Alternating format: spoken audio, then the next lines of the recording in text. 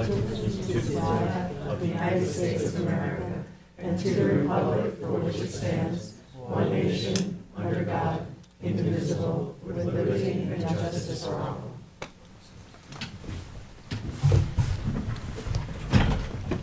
Thank you for coming, everyone. Madam Clerk, would you please read the roll? Call the roll. Supervisor Moore. Present. Councilwoman McNamara. Present.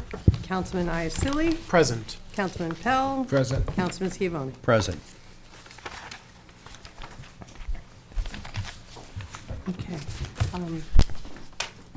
You'll need a motion to adopt the minutes. You have the minutes. All right, I need a motion to adopt the minutes. So moved? Second. All in favor? Aye. The following communications have been received in the office of the town clerk. We have received public notices from the Village of Sagaponack, public hearing notice and notices of adoption.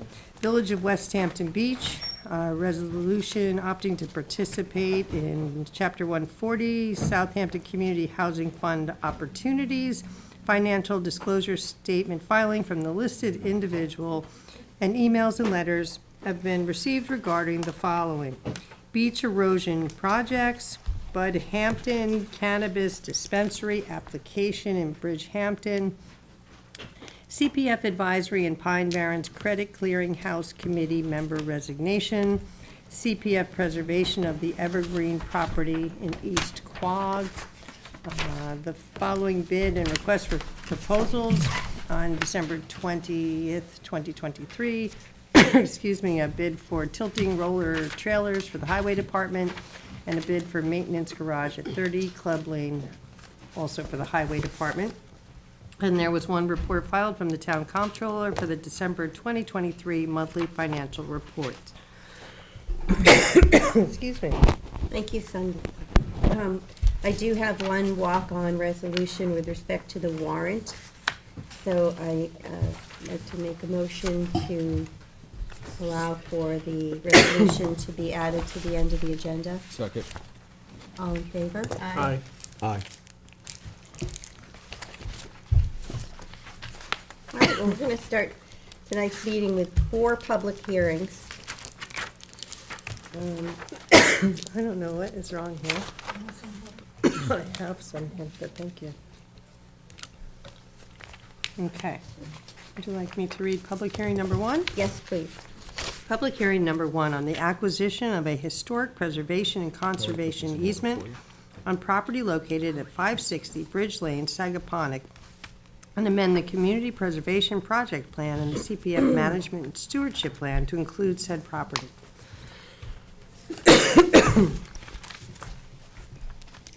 Good afternoon, Supervisor Moore and Town Council members. Very nice to see you today.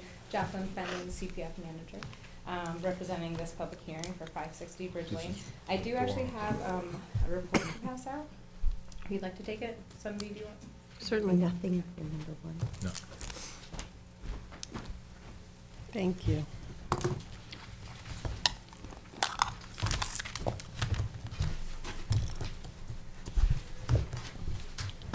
So we are here today to consider a public hearing on 560 Bridge Lane in Sagaponack in the village. This is in a National Historic District, which gives us the eligibility through 64E and our Town Code 140, Section 140, to purchase a restrictive historical facade easement. And this is currently owned by the Brinsmaid Klebnikoff, Anna Klebnikoff Brinsmaid, formerly known as Anna Klebnikoff, Peter Klebnikoff, Michael Klebnikoff Revocable Trust, and the owners of this property. It is a 0.6 acre property of land, again located at 560 Bridge Lane in the village of Sagaponack, Suffolk County Tax Map Number 908-5-1-10. And it has a home of historical significance on the subject property. It is within the Sagaponack Historical District, which is the National Register of Historic Places. And we have reviewed the property due to the area and location in the historical district. We do believe it's eligible. So right now we are in contract with them to buy the historic facade easement for $300,000. I'd like to appreciate the Landmarks and Historic Board for this. Interesting stuff. This was once owned by William Seward. Yeah, so Secretary of actually, State, presidential we can actually contender. thank our town historian Yeah. for compiling this information in the I report did not for know you. that. Yeah. Thank you, Julie. Yeah, Thank yeah. you. So Julie Green is here, and she's in attendance if you have any specific questions about the history of the property. But yes, if you read through it, it does have a very interesting, ownership and place in history as well. So it actually qualifies under many of the standards for historic preservation. Seward purchased Alaska. It destroyed his career. Wow. I did not know that. Beautiful home. And Jackie, Yeah. I'm just going to need one more for the record. Oh, sure. Okay. You can take this one. I have an unstapled one for the record if you'd like. We have one. You have one? Okay. Thank you. Yeah, and I just did want to point out, like, when we're talking about classification and criteria, Julie nicely defined, Julie Green, our town historian, the historic criteria that we take a look at. So this is also the standards we look at for landmarking a structure. So if you look at, let's see, it's page 6. It lists the previous owners, which is very interesting as well, and then it meets the historic criteria for A, B, and C. So A is possesses special character or historic aesthetic interest of value as part of the cultural, political, and economic and social history of the locality and region, state, or nation. And then B is identified with historic personages or is the site of a historic event, town, state, or national. And then C embodies the distinguishing characteristics of an architectural type, period, or style, or contains elements, details, materials, or craftsmanship which represent significant innovation. And then the last criteria, E, because of the unique location or singular physical characteristics, represents an established and familiar visual feature. So this is right on Sag Main Street. There's a very nice view from the public right-of-way. We've been working with the applicants diligently and their attorney and representatives to make sure that the front cannot be like hedged off. So we have restrictive language in the easement regarding what type the vegetation or landscaping can be along Sag Main Street. And then we did allow for an existing 8-foot hedge to remain along Bridge Lane. But that way you still can appreciate. So this is as you're looking at it from Sag Main Street. And then this side actually has some distinguishing like porch features that we wanted to make sure was still, wanted to make sure they were still visible from Bridge Lane. So you'll be able to see that second story, but still give them the existing privacy from that hedge and a patio that they use on that side. You can see, so it's like this area, this hedge. So we restricted within, I think it's 100 feet, if I'm not mistaken, of the corner here to 8 foot. That way they can still have a little more privacy in the rear yard. And then this is a roof patio right here, so they would still have the use of that as well, and the privacy, since they've been historically using that. So, but I essentially call this like gift wrapping it, because we're gonna retain the historical elevations on the north, on the east, and on the south. And then they can do some additions to the rear of the property, but it does require our review. And on the interior as well. This- Interior, yes, Right, there's they no can- restrictions on the interior. I say that for others who might be Yes. considering this. Yes. Yeah. Yeah, the interior, we have no stake in the interior of the structure. Okay. Yeah. Well, thank you. Thank you. That's Thank you. a nice presentation. I don't believe we have any cards here for anyone who wants to speak on this public hearing. Does anybody on the board have any comments or questions for Jackie before she leaves? I'm glad that we're able to do this in this historic district in Sagaponic. Yeah. Yeah, I mean, just in terms of, emphasizing the preservation of our beautiful town, this is a great step forward to making sure that we retain that character going forward. So thank you for your work on this. You're welcome. Thank you. Thank Yep, you. thank you very Thank you, much. Julie. You're welcome, yeah. Thank you, Julie, for your hard work. Yes, thank you too. Interior of the home. You have to come up here to speak. Yeah. And just while she's walking up, I just Yeah. wanted to let you know, like, this is like the southern terminus Sorry of the about Sagaponic Historic District. So this one is located right there, just so you know. So this is one of the last, Sagaponic, we're really lucky because there are quite a few early 18th century and some, just a few of 17th century structures, which is really fortunate. It's our easternmost part of the town. But I've been fortunate enough to be inside the house, and the inside is quite, they've kept it kind of how it was built. So just so that you know a little bit about Frederick Seward, who was William Seward's son. He was the undersecretary, but he was attacked the night his father was, there was an attempt, and it's in the report, there was an assassination attempt on not just Lincoln, but all of his cabinet members. So William Seward, the night he was, there was an assassination attempt when they got to his brownstone in DC. They broke in, Frederick happened to be there, tried to stop the whole thing and his skull was fractured, being pistol whipped. So he came about 20 years later, he came out to Sagaponack to settle with his brother-in-law, Gibson, which is there's Gibson Lane is right there in Sagaponack, it's named for them. So they were active in the community. They had all the beach, the beach cabanas and all that was started by Frederick Seward.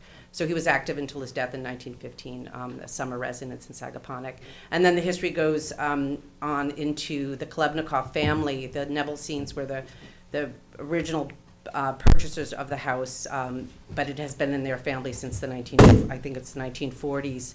And they started a kind of a white Russian colony here in Sagaponack. So they have a really interesting history too of being part of the Tsar's regime in Russia and escaping to the United States during World War I. So there's a lot of very interesting people that have lived in this home. For the public's edification, the White Russians were the people that fought against the Communist Russians. Communist Russians, right. Sorry. Well, no, it's okay. Clarification. I love it. Good Yeah. clarification. Right, a little clarification. Good history. So, yes, but so the structure has a lot of history, and to go back to its early 17th century history, this was land that was divided in 1653, and then in 1677, when the land was being divided, when the town was being formed. This was given to the Topping family, were the original landowners. This house was across the street up until 1882, and then moved by the White family across the street.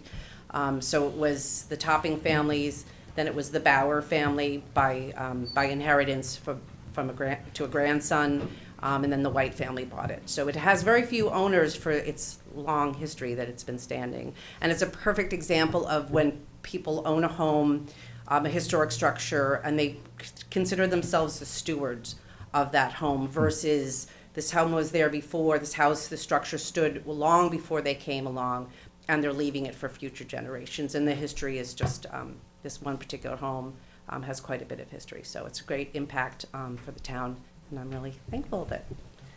Well, thank you. Thank you. That crossroad seemed to be the center of Sagaponack years ago.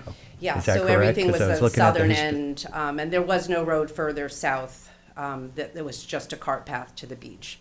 So the road that extends all the way to Sagmain Beach didn't exist. It stopped at this home, and then Bridge Lane. So would that be a significant portion where they were hanging the flag on page 5? This of is your across report? that photograph is across the street, so that's on the southern side of Bridge Lane. Yeah, but showing how it was like more of a focal point for them to do celebrations. Right. And, Yeah. On page 5, you'll see they were like hanging an American flag, and you can see the structure in the background. But kind of speaks to how you were saying this was kind of Yeah. the anchor of the village. Yeah. Yeah. Thank you very Thank you, much. Julie. Very welcome. Thank you. Charles, does anybody remote want to speak at this first public hearing? I see no hands. All right, thank you. Well Thank you then, so much. I would like a motion to close the public hearing with a 10-day written comment period. Second. So moved? So moved. Second, all in favor? Aye. Public hearing number 2, to consider improvements to the Hampton Bays Water District pursuant to Town Law, Section 202-B. Good afternoon, Madam Supervisor and members of the Town Board. For the Office of the Town Attorney, Deputy Town Attorney Kathleen Murray. This public hearing is being held pursuant to New York State Town Law Section 202B and in furtherance of proposed improvements to the Hampton Bays Water District infrastructure. Specifically, the improvements proposed to the Hampton Bays Water District facilities are: 1, a software upgrade and replacement of the water meter system at a cost of approximately $300,000. 2, the replacement and construction of a new wellhead treatment system at plant number 3, located on Bellows Pond Road, at a cost of approximately $3,700,000. And 3, test boring for possible future wells to be located on town-owned property at 32 Quail Run in the hamlet of Hampton Bays, at a cost of approximately $500,000. The maximum cost of such improvements, which shall be assessed against the benefited properties within the Hampton Bays Water District, is $4,500,000. Notably, a 4th project, that is, the replacement of the granular activated carbon, or GAC media, in the wellhead treatment system at plant number 1, which is located on Ponquag Avenue, at a cost of approximately $190,000, will be funded through surplus monies, so that will not be a cost assessed against the benefited properties. In accordance with town law, a map, plan, and cost estimate for these proposed improvements was prepared by H2M Architects and Engineers and is on file in the town clerk's office for public review and inspection. The purpose of this public hearing is to hear any comment as it relates to those improvements and their associated cost. If the board is so inclined, there is a resolution on the agenda later today authorizing the improvement of the facilities as described in an amount not to exceed $4.5 million for your consideration. The town's consulting engineer, John Collins of H2M, as well as your Hampton Bays Water District Superintendent, James Cappers, are also here and available. Does the board have any questions for myself or them? Not a question, but a comment. In the Hampton Bays Water District, back in 2018, we instituted a 10-year capital plan. A lot of what we are seeing here today is in that plan, and the improvements to the water district and the drinking water of Hampton Bays, are contained within. This is just part of that longitudinal plan to improve the infrastructure in the water district. Correct, it's in furtherance of that plan. So. Now, the numbers were a little bit off. These were pre-COVID numbers when we started this. So, now that things seem to have changed after COVID, they're a little higher. Correct. Could I just ask for clarification on the total estimated cost? Sure. What was- Oh, each one? Sure, no problem. Yeah. So the software upgrade and replacement of the water meter system is approximately $300,000. Okay. The replacement and construction of the new wellhead treatment system at plant number 3, that's on Bellows Pond Road, is 3.7. And the test boring is approximately 500,000. If you have the notice of public hearing in front of you, Councilman, it's articulated within that 3rd whereas clause. Okay. And then the 4th whereas clause references that GAC at plant 1, but again, 190,000. that's surplus monies. So Right. that won't be a new assessed cost. The test well, excuse me, the test well at Quail Run, that's about a 32-acre piece of property. Are we going to need to do any abandonment of that, or alienation, parkland alienation, or if we were to move forward with a new facility over on Quail Run? Arguably, I'd have to look into Okay. I'm not familiar with the authority under which we purchased that parcel. Mhm. So that might be an issue. Okay. But certainly something that we can address if we have to. Is it accurate that approximately 70% of this will be covered by grant money? That's what somebody had mentioned to me. But that we do have to bond the entire project, but that we expect to have reimbursement from a grant? I'll allow John or James to address the reimbursement. In the first instance, we will be bonding for these projects, though a bond resolution is not before you yet. Good afternoon. John Collins with H2M. We have the potential to submit grants for certain projects. We did submit something called a green grant for the meter replacement. We submitted that in October or September of 2023, but we haven't heard back from the state yet.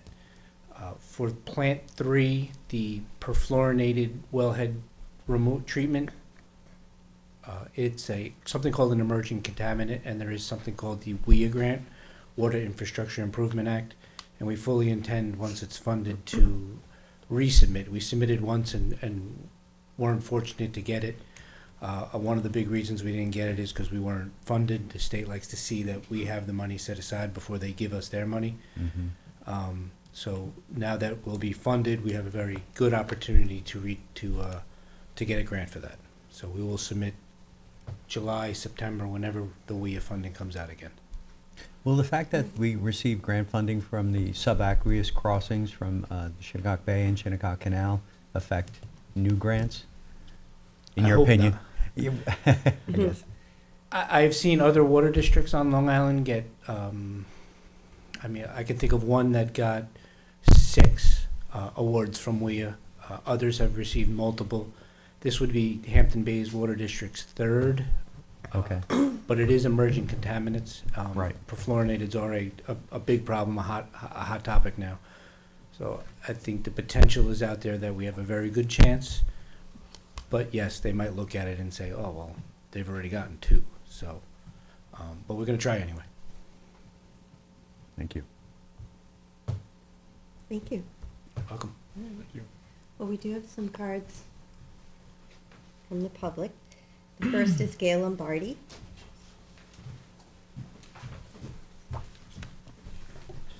I think you use the LIFO method, last in, first out, because I think I was the last one to sign up. But that's okay. So my assertion, and I'm glad the supervisor of our ward district is here, is that, you know, it's a right, not a privilege, to have clean, safe drinking water. And I support everything that the town has done and the water district has done to do that. However, I don't see that the grant money really is there coming in.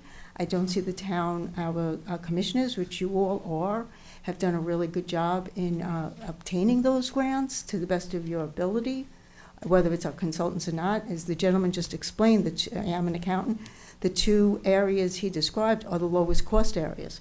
The $3 million, I don't believe Mr. Collins brought up. And so the big contention with myself is that the costs have been incurred, and the resolution specifically states, I'm not an attorney, but I'd like to believe that I've read it properly, it specifically states it's going to be borne by the property owners. There is nothing in there that states it's going to be, you know, borne by some sort of third-party funding, and that we would bear the burden of the rest of it. The other thing is that some of the I'm very painfully familiar with the 10-year master plan, because that was part of the grounds that the Judge Santarello reversed the DOD, because the town had included in that 10-year plan rooms for expansion. So I want to make sure that we, as taxpayers of the Hampton Bays Water District, are bearing the burden of future development. I don't know, that $3 million or any of this new boring, is that for future development? So the current taxpayers bearing the burden of that. Because it was in there, and Judge Santarello reversed the DOD because of that. I'm just going through my notes, and I apologize. I want to bring to the attention to the water commissioners that in the November 28th town board meeting, there is the tax receivers transfer of arrears of the water district. Doing a back of the envelope calculation, my tax bills have gone up 50% since 2019, before the adoption of the 10-year master plan. And, you know, I'm blessed, I can afford that, but there was over $400,000 of arrears of the Hampton Bays Water District put on the 2023-2024 tax bills. And if you compare that to the entire town of Southampton, which has Suffolk County water, their tax bills, the arrears were only $300,000. So for the entire town of Southampton, excluding Hampton Bays, it was $300,000. Little Hampton Bays was $400,000. Now, I'm not really familiar with the rule, but I'm assuming if it goes on your tax bill and you can't afford your tax bill, then Suffolk County could auction off your house in tax arrears. So now we're causing people to lose their houses because of their water bills. I really do have a problem with that. So I want to make sure that we are getting our money's worth. This is our town board, and with all due respect, you know, you're also our water commissioners. You know, are we getting, it's a lot of work for you guys to wear those 2 hats, but are we getting our money's worth? Are we going out for competitive bid? Are we using the best and the brightest consultants? I don't know all that. But all I feel is like our tax bills have gone up tremendously since the implementation of the 10-year master plan, and I feel like it's hurting our community. So I'm hoping that you'll look at this, try to get the grants, try not to, you know, the resolution now goes right back to the property owners, And like I said, if people are losing their houses because of the water bills, that's a really sad state of our community. Thank you for your time. Oh, and I do have a letter that I want to submit. Sunday, could I submit it to you? Of course. Thank you, Gail.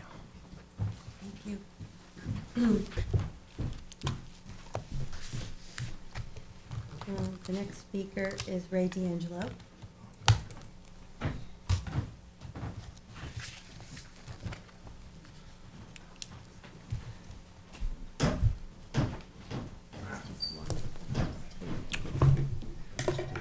Council people, Supervisor Moore, nice to see you.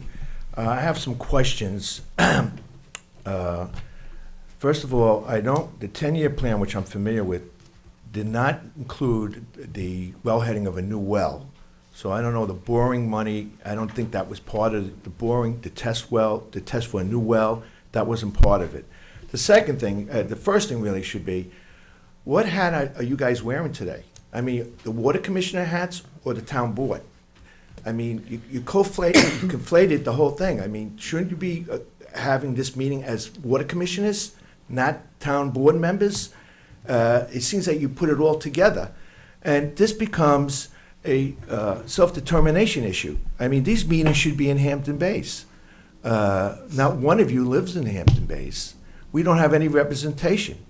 And as Mr. Tommy John Schiavone would know, that in December, it was the 250th anniversary of the Boston Tea Party, which the slogan was taxation and representation. And that's what we have here. We have no representation. You don't even have the meetings in Hampton Bays. It's really a scurrilous situation. Now, Hampton Bays is a working and middle-class community. Obviously, Ms. Lombardi pointed out the stress in our community with the people with defaulting on their water bills. I would think at very least a quarterly meeting would be okay in Hampton Bays, so we can at least opine about our concerns. And we have our concerns. I mean, our water very often is brownish and everything from iron contamination, which I feel comes from the transfer station, where we have an unpermitted huge leaf situation where it's all the leaves are almost the whole town go there to be composted, and that puts iron into the ground.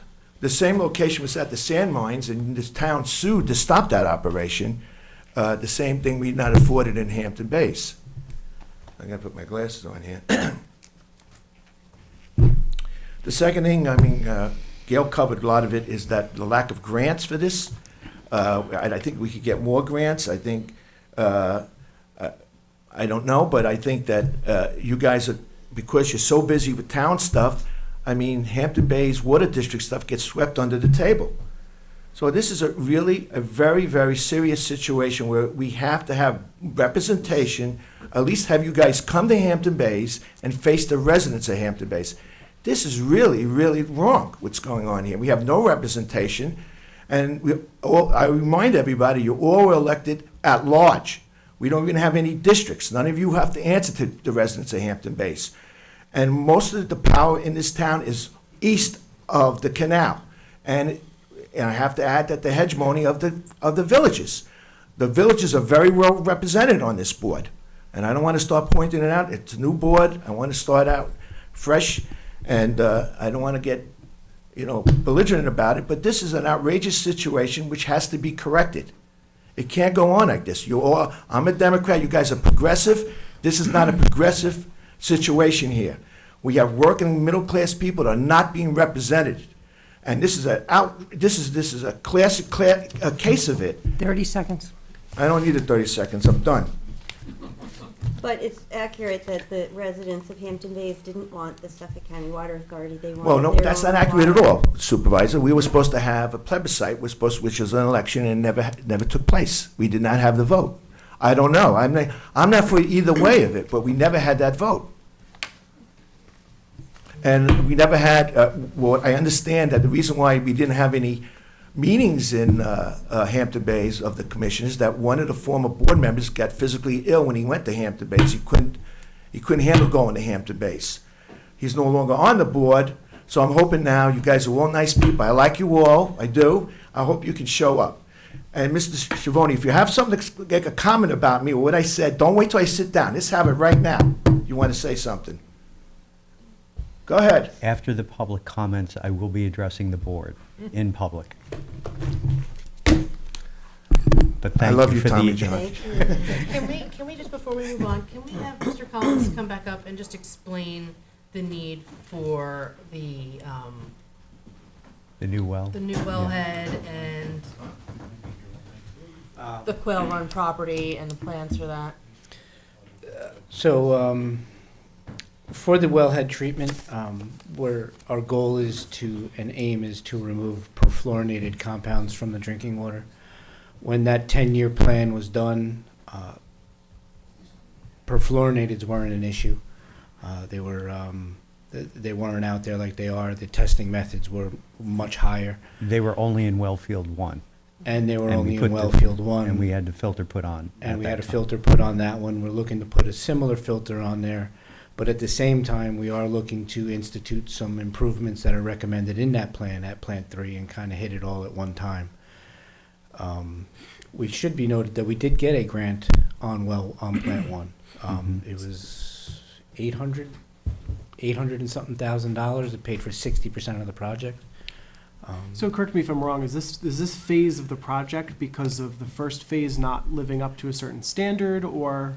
Well, we have 3 wells at the site. Right now, 1 well hasn't been impacted by the contaminants. 2 are at low levels. We're kind of trying to get ahead of the game here, and we don't want to be caught. It's a serious issue, PFAS and PFO, but 100%. So our initial phase is to do the design, to get all our regulatory health department, DEC approvals. Move into the first phase of design would just be putting filters on 2 of those wells.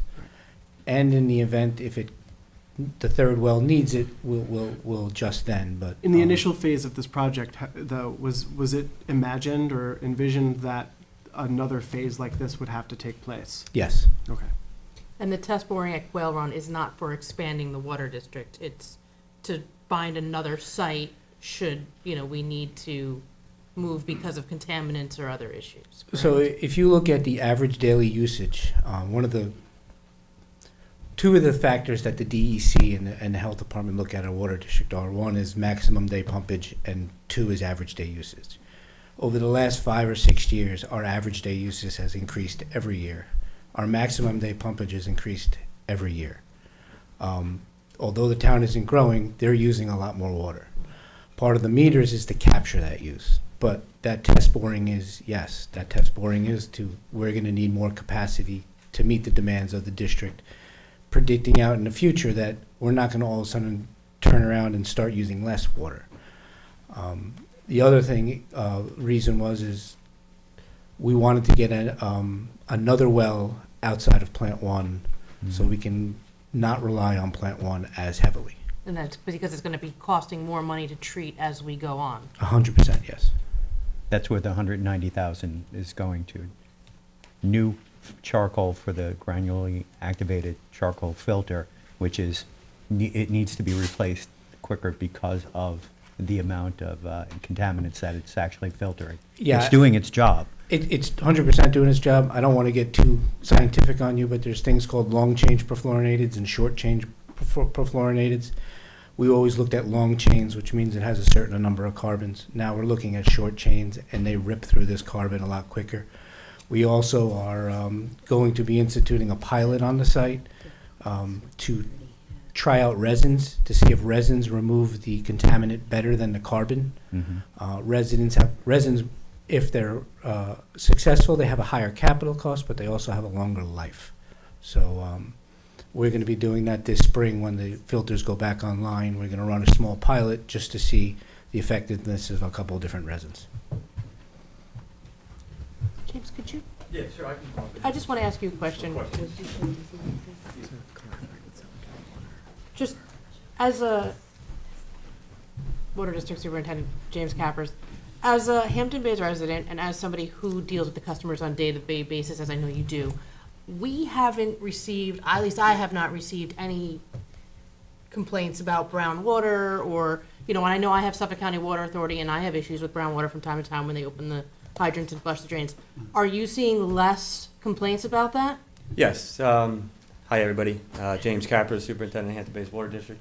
So since 2020, we implemented the iron and manganese removal system at Plant 4, which was our culprit for the iron and manganese being brought into our distribution system, causing that brown water that Mr. D'Angelo was talking about. That was part of our 10-year capital plan. That was our main focus, is clean water. Wanted to clean the water up. That well site was our main culprit. None of our other wells have been putting out iron and manganese. That was the only source, and since then has been producing non-detect iron manganese. So yes, we have received very, very low complaints, and 99% of the complaints are brown water, but we've noticed that a lot of internal plumbing problems have been the issue. If we get the call, we're there within seconds with a crew on site to help diagnose the issue, to assist, and if allowed by the customer, go in the house, check, see if there's any internal things that we notice, and assist them in directing them to alleviate the problem. Thank you. Just to comment on the arrears, the tax arrears, the Hampton Bays Water District. Most of our customers allow their water bill to go to arrears because a lot of our customers do not want to worry about a water bill throughout the year.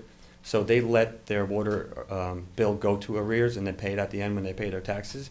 So that might be one reason why arrears are so high. One thing with the Hampton Bays Water District is we do not shut off water to a customer who does not pay their water bill. A lot of other districts do.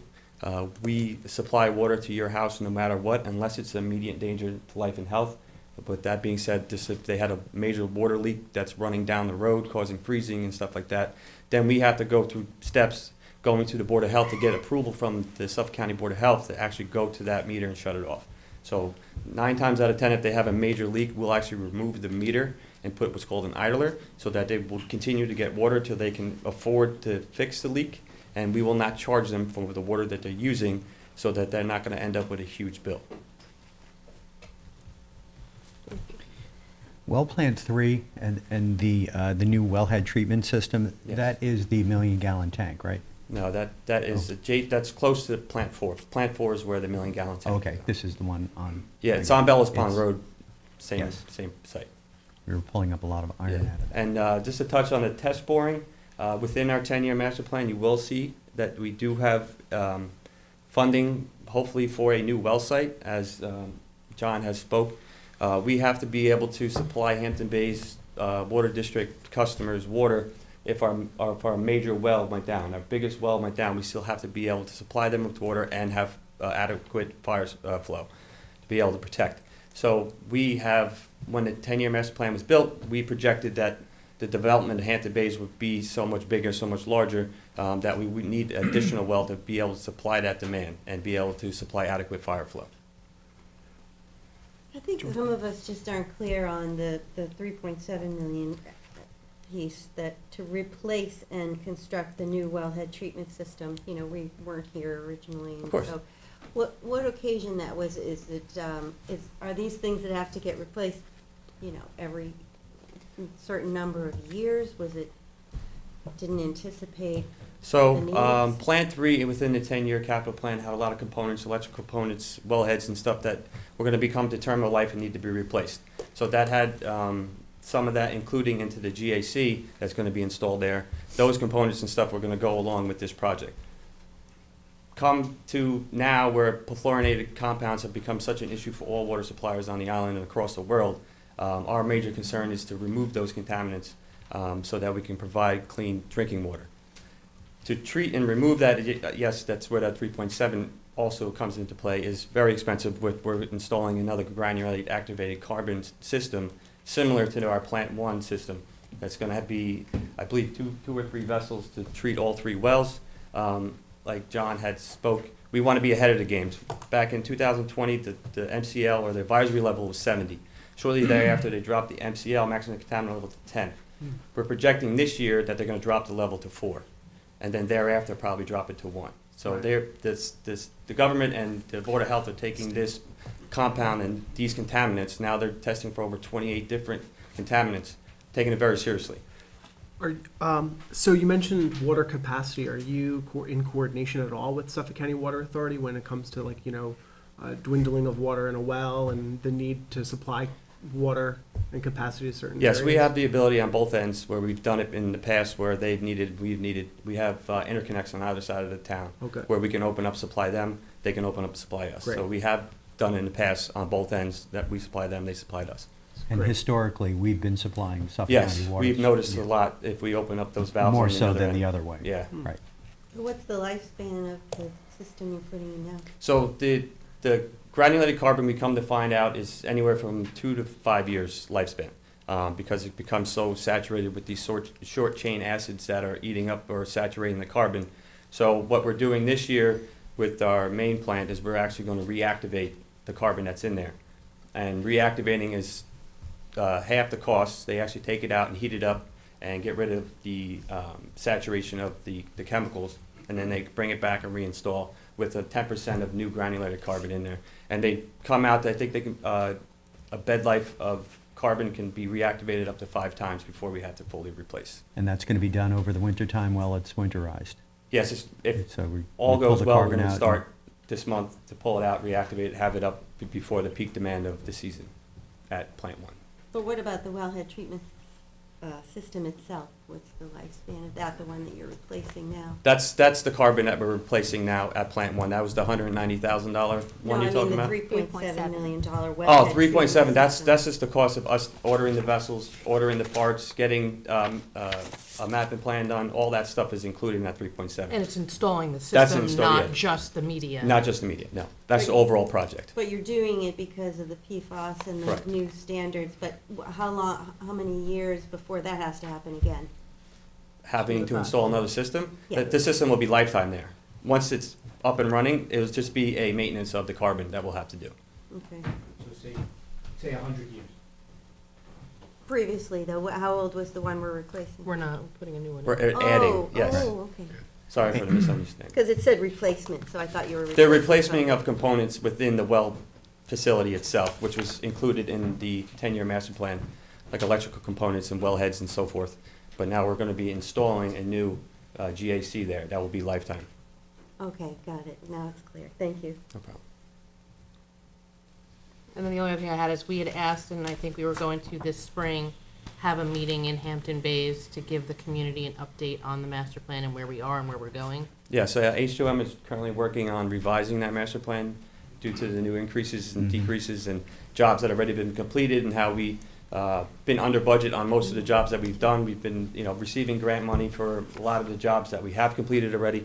So once that is updated, we will definitely have a meeting or two in the town, and hopefully if the board would like to be there as well.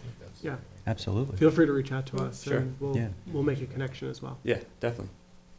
All right, thank you. There is one more card, Joy Cianci. All right, well, let me look for it while I find one.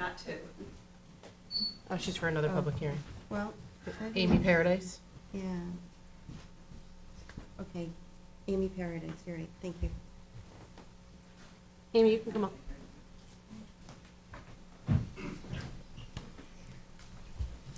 Hi there, I'm glad to get all the information. As a resident of Hampton Bays, I'd like to say that I think the Water Department has done a spectacular job in the last few years, cleaning up, reorganizing, and they do a really good job. I'd also like to remind people that I hear about Suffolk County Water Authority stuff all the time. Every single person on the Hampton Bays Water Department was sent a form and asked, did they want to give up the system and go to Suffolk County, and the majority of the people who use the system said no. Everybody, every last person. I wasn't even a full-time resident when I got the damn thing. If you were paying a bill, you got the card. If you didn't answer the card, you're bad. The only thing I'm concerned about is, the grant money and stuff, and it looked like a huge sum of money. We're bonding it out if we don't. I mean, you're not sending, because there aren't that many people on the system for a $4.5 million project. It looked, And something that just bugs me, people complaining about their water usage. I'm sorry, It's water sprinkler systems, and if you have one and complain about your bill, tough luck. You don't need it. They are not necessary. I pay $15 a month automatically, and I usually have an overage because I have no water sprinkler system. I'm not living in a cave. I have a shower. I use water. My garden, I water by hand. And my bushes, I water by hand. And our biggest problem in the summer is sprinkler systems, when we go to the point where we can barely pump enough water to keep up with it. So I say keep cranking those top numbers. Where was I reading about? They increased it by 20% in California on the higher levels, and they kept going up until people stopped using it. And if we don't do it, we're stupid, because we can be California. So, but we get bonds to pay for this if we don't get grants. Kathleen's gonna. Yeah. Kathleen's going to speak to that. Thank you. Thank you. In order, just to address the bond issue, so in the first instance, this will be paid for by bonds. In the event we receive grant monies, then those grant monies will be used to pay down the debt service on the bond. So the cost to the homeowner within that district will be lessened if we receive those grants. The town law requires us to, at this public hearing, identify the maximum amount proposed to be expended for these improvements. It can always be less than, and certainly we hope it's less than if and when we receive those grant monies. But we have to advertise and plan for the maximum amount proposed, which is that $4.5 million. In the event we get grant monies, that's used to pay down the debt service, which immediately benefits the taxpayer. And they want to see that as well. Yes, absolutely. The state, anybody who's giving Yes. grants, they want to see that we have these things funded. And any bonds that we pull for the Hampton Bays Water District, they do enjoy the AAA bond rating of Southampton Town. Absolutely. So they get Yes. lower interest rates because of our collective bond rating. Correct. And that is the primary reason why we are having this public hearing here at our town board meeting. Sure. I mean, as town board members, and by virtue of your sake of being elected town board members, you sit as commissioners of many special improvement districts, water districts, park districts, beach erosion control districts. You're actually commissioners of the police department. That's all by virtue of your elected capacity. So it's appropriate to have the meeting here. Certainly, Okay. you can have it elsewhere, but it is appropriate to have it here. What about that idea? I know the Suffolk County Water Authority does do that. They charge a higher rate for the big users. Is that something that we do for the Hampton Bays Water District, or can we do it? I'm going to defer to James. I believe it's a usage. Yeah, so we have what's implemented is called a tiered billing system. From a certain usage to a certain point, is the base, and it's actually 3 steps. So you go into another step if you're over another point, and then from the higher on from that point on. So we're trying, that's our biggest thing, was water conservation. We're trying to deter the customers from using the irrigation since we cannot enforce it at this moment. We can send out all the letters we want, and people just set the clocks and go. So we try to hit them with that higher bill, and then they call up, well, what's going on? 9 times out of 10 it's the sprinklers, and hopefully from that point they start to cut back. But as we see our numbers trend, they're still trending in the upward of 2% each year of water usage. And like John has pointed out, it's not because of the development. Development's kind of the status quo at the moment. It's just the sprinkler system has become so popular since COVID, more and more. So that's where we're really seeing. We're going from just barely 1 million gallons a day pumping throughout the winter to almost over 9 million through the summer months. Yeah. So James, as we're in the 5th year of the 10-year capital plan, and we're going to be doing some adjusting, I think this is an opportunity to go out to the public, like Councilwoman McNamara said. And so this springtime, let's plan on kind of representing this in Hampton Bays to the community. And, Of course. we have members here of the community who would like to see that. Yes. Good. Thank you.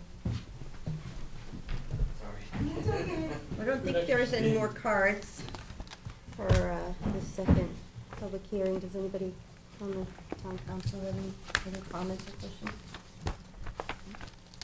I'm good. Okay.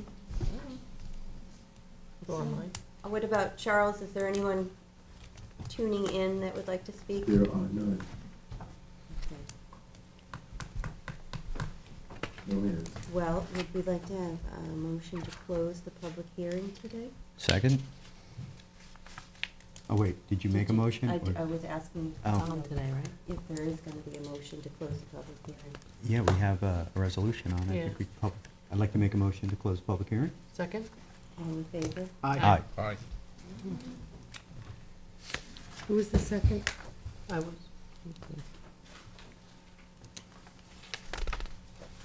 Public hearing number 3, to consider the adoption of the Community Housing Fund Project Plan.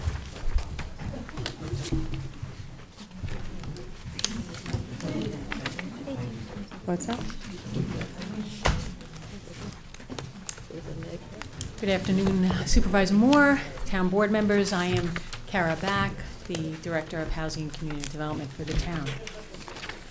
This is a continuation of the public hearing for the adoption of an addendum to the housing plan called the Community Housing Fund Project Plan. In 2022, the town board adopted a housing plan.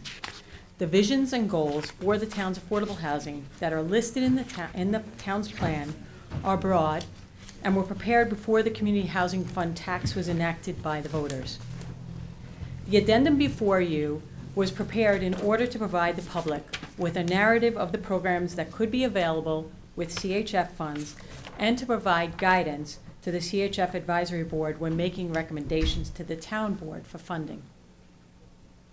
The addendum includes 4 programs for first-time homebuyers, an affordable easement program to develop new affordable housing, 3 programs to assist in creating affordable rentals, programs for essential volunteer workers, the town's workforce, seniors, and disabled. The town's land management department has not yet received a determination from the Suffolk County Planning Commission, so it is for that reason I am asking you to adjourn this public hearing to January 23rd. 23rd? Yeah. Are there references in here to any specific properties, or have those been removed? Yeah, originally there was some hamlet studies that did reference particular properties within those hamlets, but that has all been removed.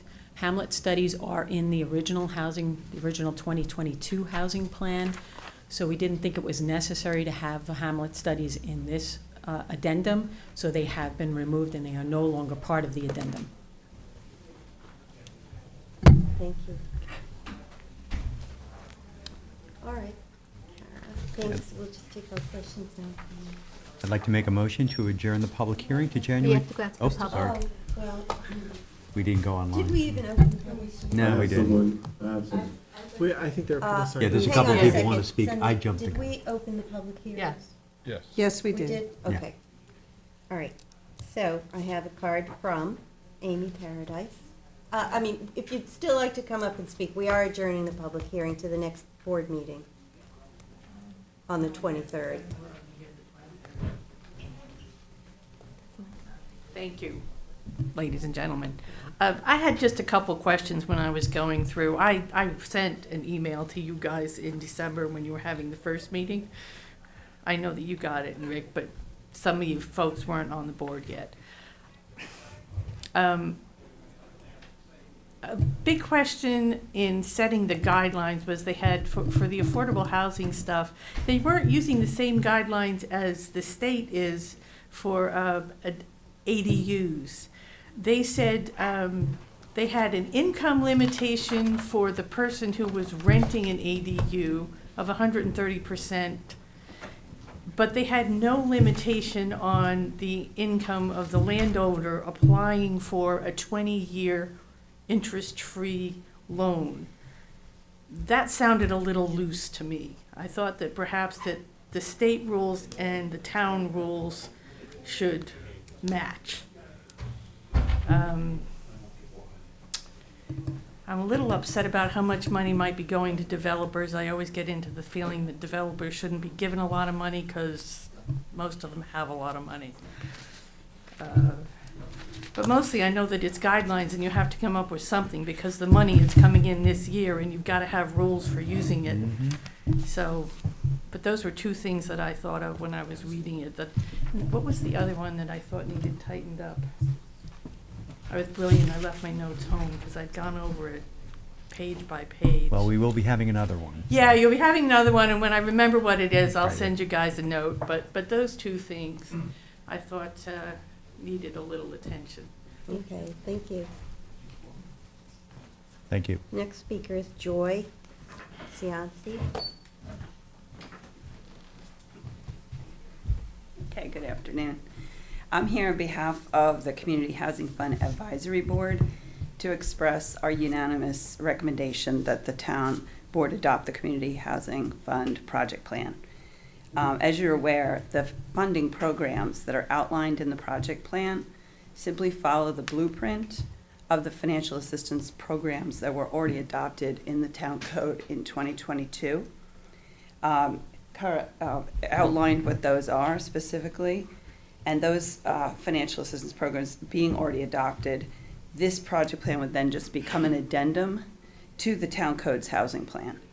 But it provides specifically the necessary detail to enable us to implement the programs called for, such as repayment terms, residency requirements, terms of the loans, and the like. The implementation detail outlined in the project plan was informed by well-established state, county, and national standards for like housing programs that have been offered through other agencies and nonprofits. As you know, the Community Housing Fund has finally recently begun to have meaningful funds in deposit to allow us to move forward with the mission we're tasked to deliver. But in order to do that, we need the town board to adopt the project plan that's before you to enable us to implement the programs that the town code has called for us to implement. So the Community Housing Fund Advisory Board recommends that the town board adopts the project plan. I appreciate the opportunity to present this input for your consideration. Thank you. Thanks. Thank you. Thank you. Thank you for your work. Next speaker is Ray D'Angelo.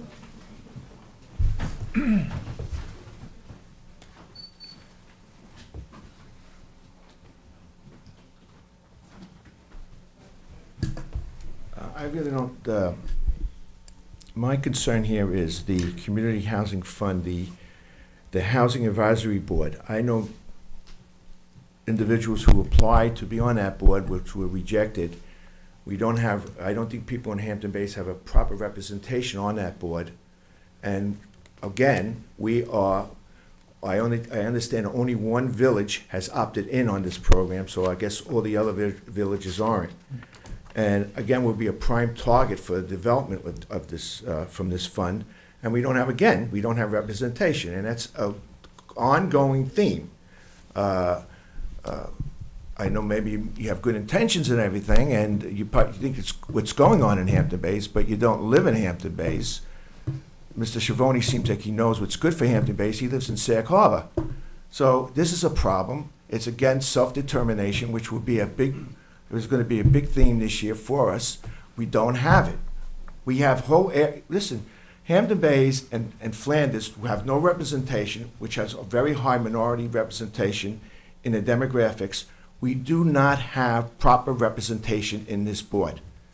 Okay? It's a known fact. We have 40% of the students in the district, in the town of Southampton. 40%. So if we extrapolated that to population, we're probably, between Flanders and us, we're probably close to half the population of the town.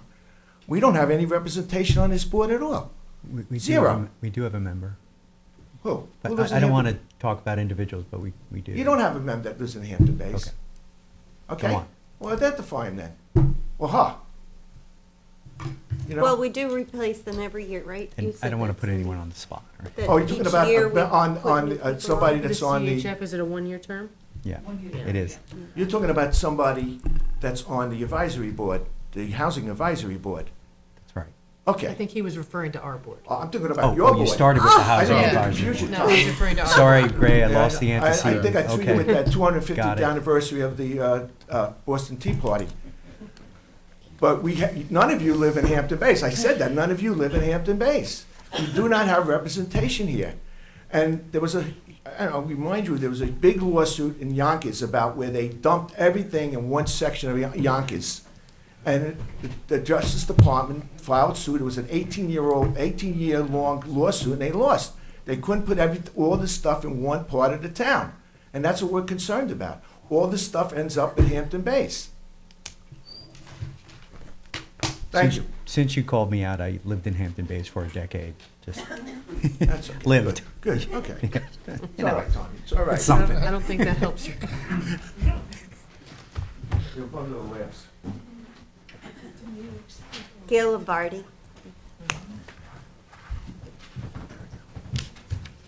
But if we're going there, I did too. So I'll reiterate some of the comments I had made at the last meeting, that I don't feel the plan is actually complete. I think there's a lot of arbitrary decisions made in that plan. And I re-outlined them in a letter that I have for Sunday. And I go back to, my whole secret review. I just don't feel like the town board is doing a thorough job on looking at a plan. This is an entire plan from a non-segmented secret review. And again, one of the grounds that the Judge Santarella had dismissed annulled the HBDOD is because of segmentation. And I'm going to talk about that a little more in open session. But so you have a plan. It looks like you buy properties a little bit because somebody comes to the town board and they could get more money at the town than they can maybe on the open market. I go to the Bel Air, maybe the building you just bought for the trustees, maybe some of the CPF properties, because you are able to give them highest and best as opposed to market value, right? So you have somebody coming and they get highest and best with the CPA monies. But I do want to address the advisory committee because I went back to, me, I'm a what do they call a jailhouse lawyer. So I go back to 64K, I think it is, which is the New York State law that sets up the advisory committee. And it's between 7 and 15 people. And they define 6 people that need to be on that board. There should be 1 from the construction industry, 1 from the real estate industry, 1 from banking, and 3 representatives from the housing. So I do the math, and it's 6. And then there's 1 person that's supposed to be from, in our fact pattern, the Shinnecock Nation. And now, because we have 1 person from West Hampton Beach has opted in, there should be 1 person from West Hampton Beach. So I do the math, and that's 7. So we're allowed 15. So that still gives, and I think I might have missed 1, but that still gives the board the ability to have discretionary members to get to the 15. And as Ray said, we are like 20% of the population. So it seems to me that if the village is going, it's specifically legislatively defined that if a village opts in, they should get a representative. So I would think that you could make the reverse, that anybody that is on the board that's in a village probably should not be on that advisory committee. And then the other thing, it specifically states that somebody that's on the legislative body should not be on the committee. I could take that as a jailhouse lawyer and take that further and say, well, people that are on quasi-legislative boards, such as the Zoning Board of Appeals or Planning, should probably not be on that board. Back in 2020, when I was looking at the, I don't know if I have it in my notes here, I have it in my letter though. Back in 2020, when I was looking at in 2016, when I was looking at the CACs, back when you set up the CACs, there was, I forgot what town board resolution, but I have it in my letter to you all, there was a discussion of how people who are in the legislative shouldn't be on advisory committees because it creates, an implied conflict of interest and poses some liability issues. So I just thought that was interesting and should follow up on that. I found in Southold, this is Southold's description, the commission reflects a diverse membership with individuals from various geographic locations. In addition, membership includes a broad representation from the community, such as landowners, persons with skills and knowledge, and the environment, real estate, banking, building, and farming. So this board falls short of that description if all they're doing is going to the industry. And I said, I don't think the plan is complete. It lacks a lot of substance and specificity. And so I'll resubmit my letter, and Kara was kind enough to reach out to me and ask me to meet with her, which I think is fantastic steps in this new board's looking to work with the community. Thank you so much. Thank you, Gail.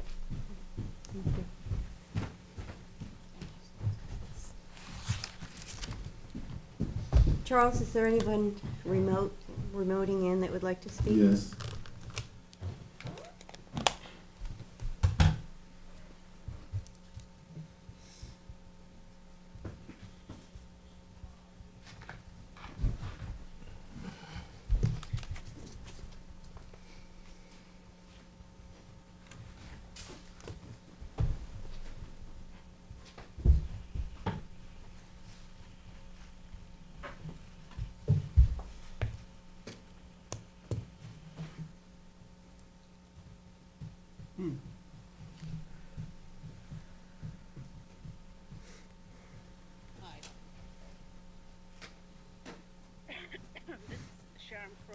From West Hampton Beach. I live across the street from the Coast Guard housing. I reviewed this plan with other board members in our association, and it doesn't allow for income diversity. And I also, which it would be a very important concept if the town were to pursue the purchase of the Coast Guard housing. We're a vulnerable community, and this plan only allows for people to purchase, to use any one of the programs that Kara has set up that makes under $100,000. So, you know, a teacher, which we all know we're losing teachers, would make more money than that. They wouldn't be able to buy in there under this plan. I also agree with what the other people said. We believe that Kara's advisory board is not diverse enough with representation from around the tech. Thank you for letting me speak. And we'll see you at the next board meeting, I guess. Thank you. Thank you, Sharon. That's it. Yes.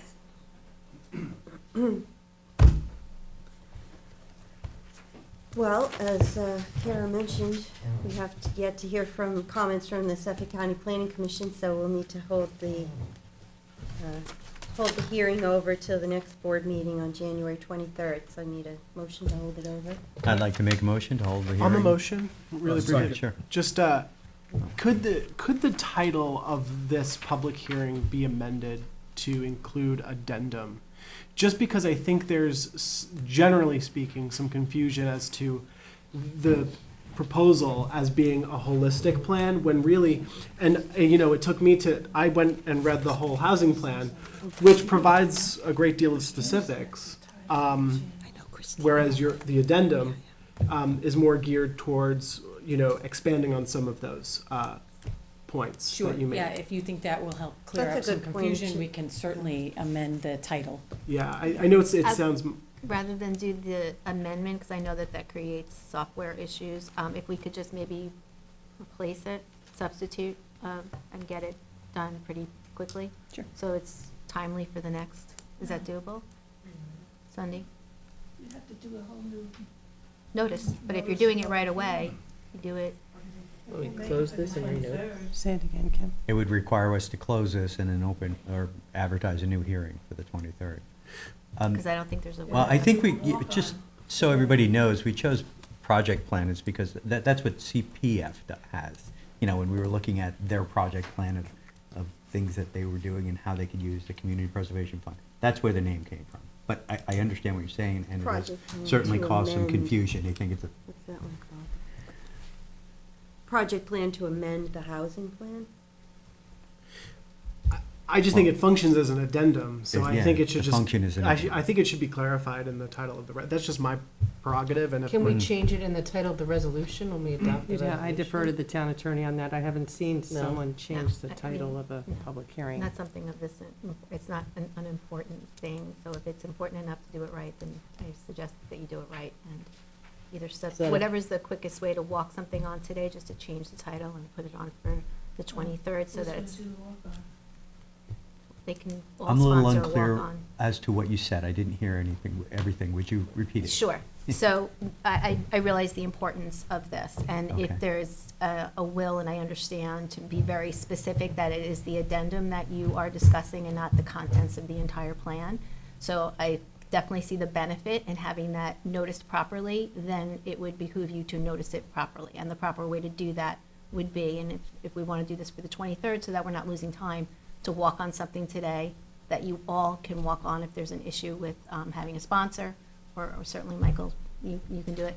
And we can just get it so that it's going to be heard on the 23rd, so we're not losing any time. So to walk on a new title or walk on a new? Public hearing. A new It'll public be a notice of hearing. a public hearing to consider the adoption of an addendum to the community housing project plan, and notice it for That's what the it said. 23rd. Oh, have a public hearing to change the title? No. Okay. It's So just, you're just resetting it. It's Yeah. just, it's accomplishing an amendment to this without, because We the would have to software re- can't amend it. Would we have to resend it to the Suffolk County Planning Commission, because it would now have a new title that we You walked should, on? if that's what, or you Okay. can call them. I you could- think we're okay if we kind of indicate clearly to the public that this is an addendum. And thank you, Councilmember Uselli, and you bring up a good point. I wish we had chosen a different title. Well, I mean, is that how everybody feels? You know, are you I saying? also think that we could make a call to Suffolk County Planning Commission and tell them that we're re-noticing this. It's the addendum, it's the same thing that they got, we're just doing it for those purposes, and they can acknowledge that and sending us back the comments. I don't think that's an issue. Janice can call them. I do see where Councilman Schivoni is coming from. It's the same way that we noticed the CPF project plan. Yeah, that's where yep. That's where the name came from. It's not the housing plan, it's the, I get both sides of it, I just don't know if it's worthy of, at this point in time, if you're gonna create more confusion by re-noticing or noticing a new public hearing, and then have people think that we closed this and we're done with this, and then they can't come in and weigh in on the that's fine. 23rd.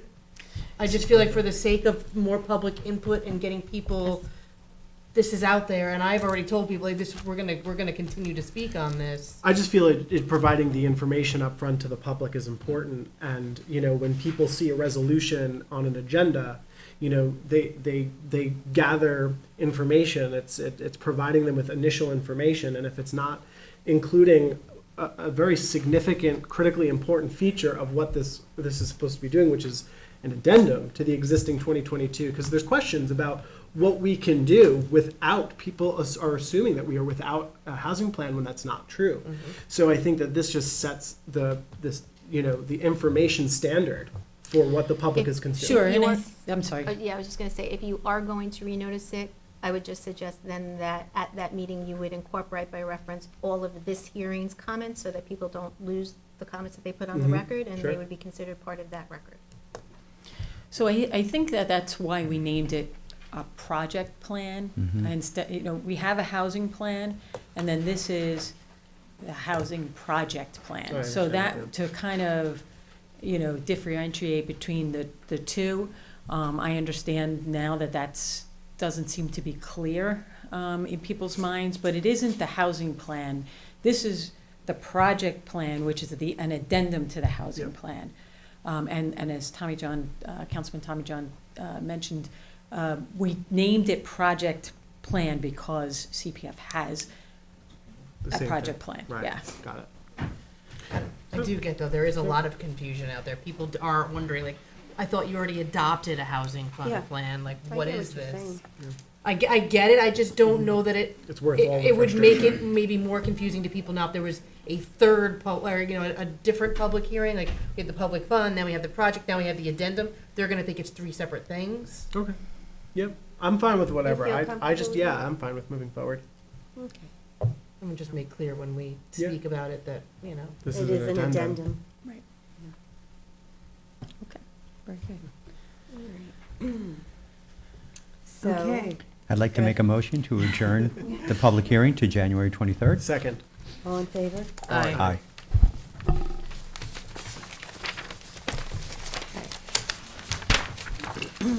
Public hearing number 4, on the Community Housing Fund acquisition of the land of Ewell Family Trust, Suffolk County Tax Map number 900-133-1-9. Kara Back, Director of Housing and Community Development for the town of Southampton. This property consists of approximately 3.8 acres of land located in the hamlet of Watermill, purportedly owned by the Yule Family Trust and identified by Suffolk County Tax Map 900-133-19. The property fronts Montauk Highway and is surrounded by agricultural reserve property. And there is an aerial view of the property here. The property affords the town with a unique opportunity to produce community housing east of the Shinnecock Canal within the town of Southampton. The town of Southampton adopted the housing plan in 2022. The property meets many of the housing goals that are listed in the plan and that are obtainable through the Community Housing Fund, CHF.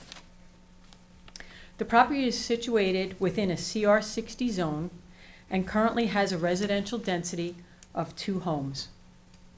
In order to develop affordable housing, the property will require an increase in residential density. In order to accomplish this, the procedures for a change of zone listed in Town Code 330-185 must be followed, and it will require a separate public hearing by the town board. This public hearing is being held solely to assist the town board in determining whether to acquire the property as required pursuant to Section 247 of the General Municipal Law. The Yule Family Trust has expressed an interest in selling the property to the town of Southampton for $4.3 million. The sale will not be subject to the approval of a change of zone. The funds used for the purchase will be from the Community Housing Fund.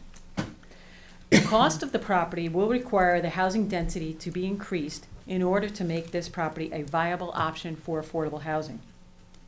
There are a couple of options available under the zoning code that will allow the town to reach a maximum yield of up to 36 units.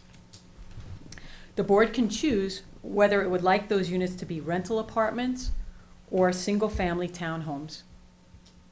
These options can be considered later at the change of zone stage, but will require the town to work with a not-for-profit housing corporation to develop and maintain the property.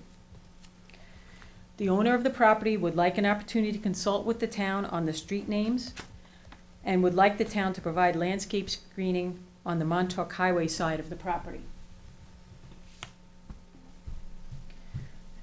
I thank you for the opportunity to present this to you, and I am available to answer any questions that you might have. I have a question. So, what would happen if we are unable to enact the change of zone, since it's a 2-lot? Yeah, we would only have a yield of 2 homes on the property.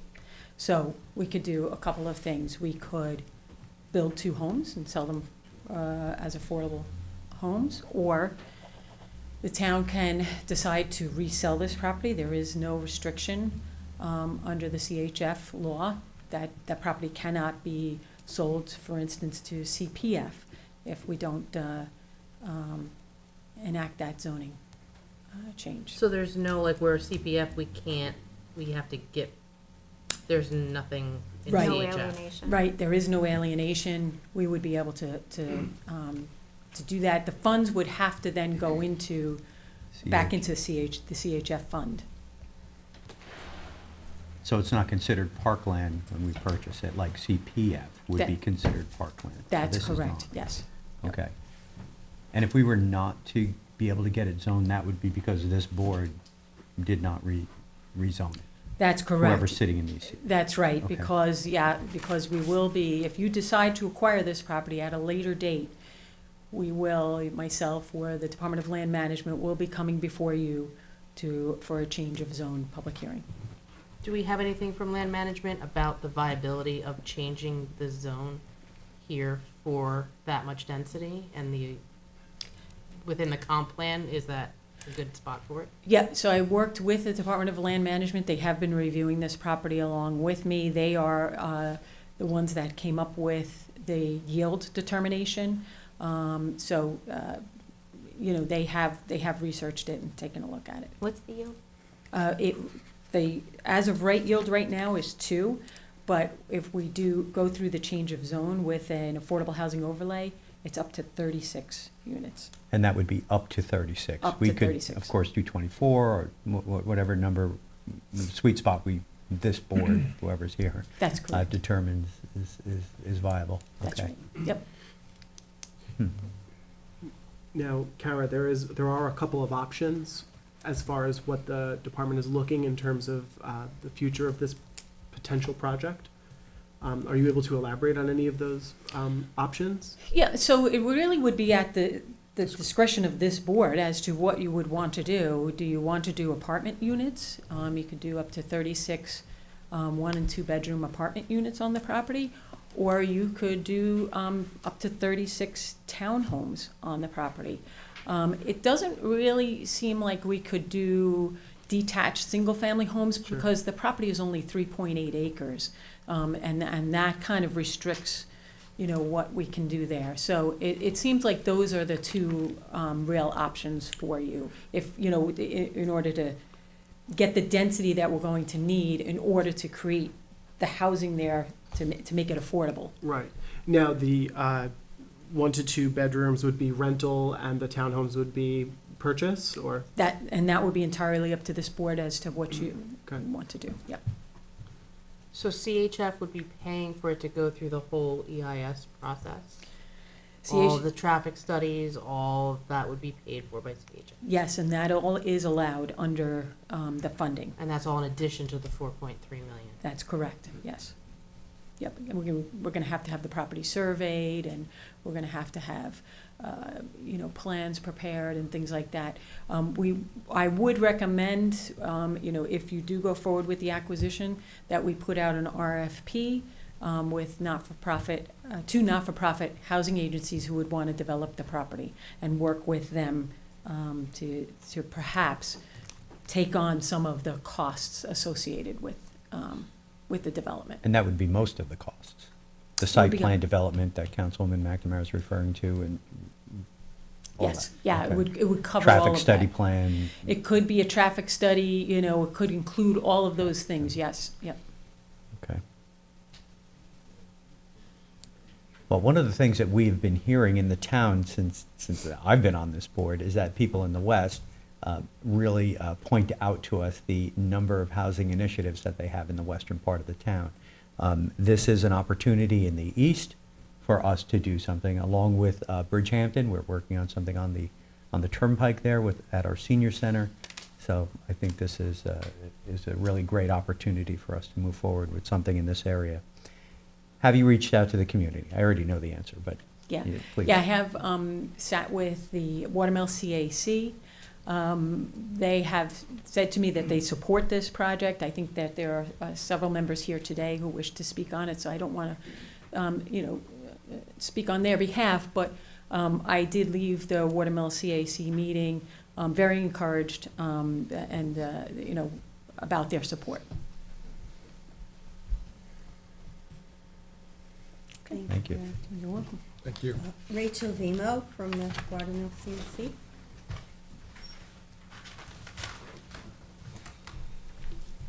Hi, everyone. Rachel Verno. I am a resident of Watermill. I also chair the Watermill CAC. On behalf of the CAC, welcome, and Madam Supervisor and our new town board members. We had our meeting last night, and I know we're looking forward to working with all of you in the upcoming new year. I have a really brief statement. I'd also add that I'm pleased that our first opportunity as a CAC is to speak before the town board in 2024 is to support a proposal to purchase 99 Montauk Highway through CHF. There aren't many affordable housing opportunities in Watermill, and when Councilman Schiavone and Cara and Supervisor Schneiderman came to our CAC meeting a few months ago to discuss this piece of property as a potential affordable housing opportunity, the CAC members, as well as those in attendance, were extremely enthusiastic.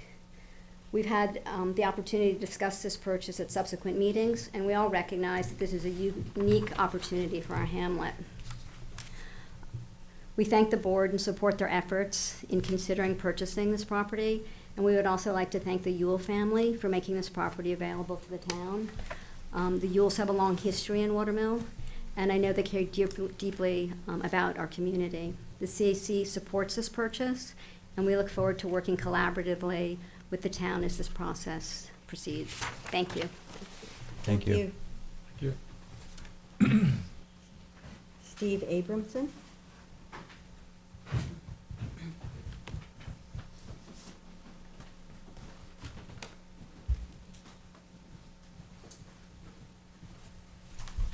Happy New Year. Nice to see some new faces and some old faces, too. The town passed this referendum for affordable housing with 53%.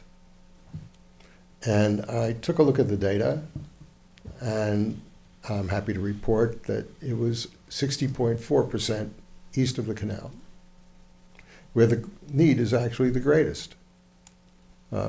Everyone, as Rachel has just pointed out, in the Watermill community is really in favor of this. There were no objections to this at all in several meetings that we had. Now, this is a perfect property in Watermill. It's great for workforce housing. It's within a hefty stone's throw of the hospital, of town hall, of schools, where the need for people who work in this community is great.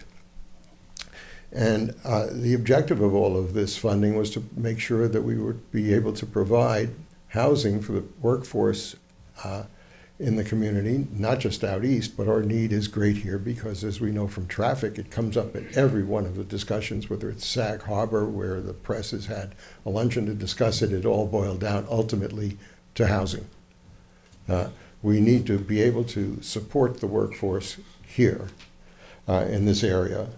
So as a Watermill CAC member, I would be personally rather proud that this first new cluster of affordable housing would happen in Watermill proper. It's important to note, I think, that this should probably be the first of several clusters that are happening east of the canal with some haste, because the need is immediate, not just great. And we have to get going on it. The first priority, of course, will be to build this property out should you go forward with it, and I certainly hope that you will. As I've tried to express, I don't think you're going to find any community opposition to this. There's surrounding farmland around it. There's an auto dealership over here. There's one or two properties across the street. They've had opportunities to speak. No one has objected to this. So the community wants it. That should make it a little bit easier for you to go ahead with courage to go ahead and acquire this property before the zoning has been established. And I don't think there will be any opposition whatsoever for it. Everybody will support it. 30 seconds. So the important to note too is that the CHF is enabled to borrow against future income streams, the revenue stream, so that you can go ahead and think to do more than just this property.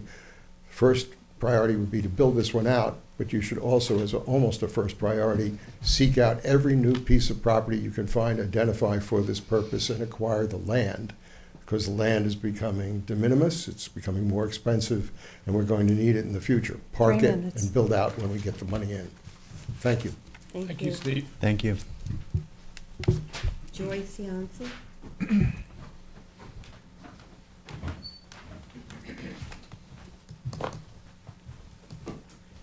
Good afternoon again. I'm here on behalf of the Community Housing Fund Advisory Board again. We met in December to consider the acquisition of this property with CHF funds. There were 10 members present. Universally, we all recognize the importance of pursuing an opportunity for affordable housing east of the canal. We all agreed that this parcel presents a rich opportunity for us to consider. And if the board supports the necessary rezoning down the line, we would unanimously support the acquisition of this property. Our members at the meeting, though, differed on the comfort zone we had with respect to acquiring it without a contingency for the rezoning. 6 members said we'd prefer there to have been a contingency for the rezoning. 4 members recommended we support the acquisition even before the knowledge of the rezoning, given the time sensitivity of this unique opportunity to create affordable housing east of the canal, with the faith that the rezoning will ultimately be approved by the town board. So that said, overall, for all of us, if the rezoning would be supported by the town board, the advisory board support for this acquisition would be unanimous. So I appreciate the opportunity to present that input from our meeting for your consideration. Thanks. Thank you. Charles, is there anybody remote that would like to speak?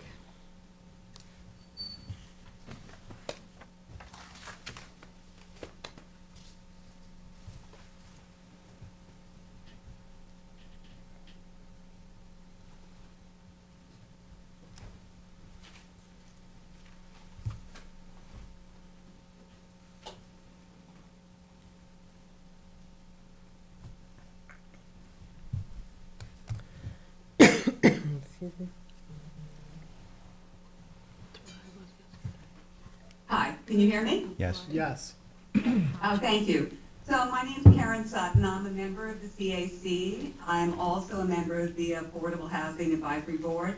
And I was in attendance at the meeting of the CAC where the Udell family came, sat in the background, and we spoke about this purchase. And I want to tell you, it was unanimous, it was enthusiastic, and it was the first time we feel that there is an opportunity within our community to give back to the people that support us. And I don't have much more, I'm actually traveling, but I wanted to make sure you knew how much I'm in favor of this. I'm also a resident of Watermill for the last 20 years, and I've been a resident of Bridgehampton since 1975 until I moved to Watermill. So I've watched the makeup of the community change. I've watched, and it's not a terrible thing, but at the same time, we've forgotten the people that made it all that special to us. So I just wanted to give my support for both the affordable housing project plan as well as for this purchase. And I depend on the board to do the right thing. Thank you. Thank you.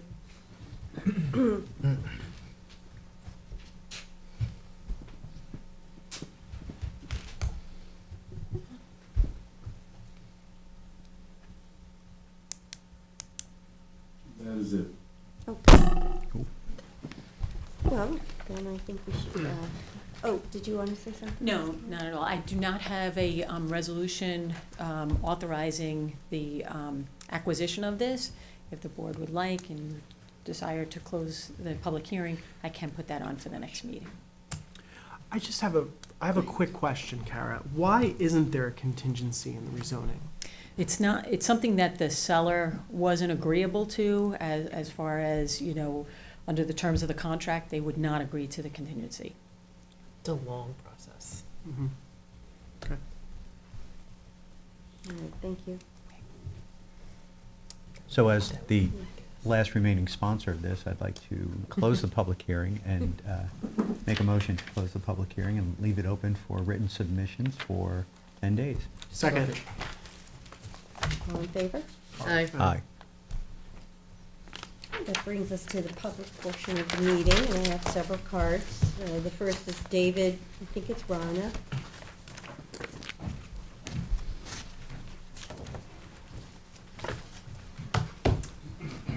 David Rungs, Southampton Village.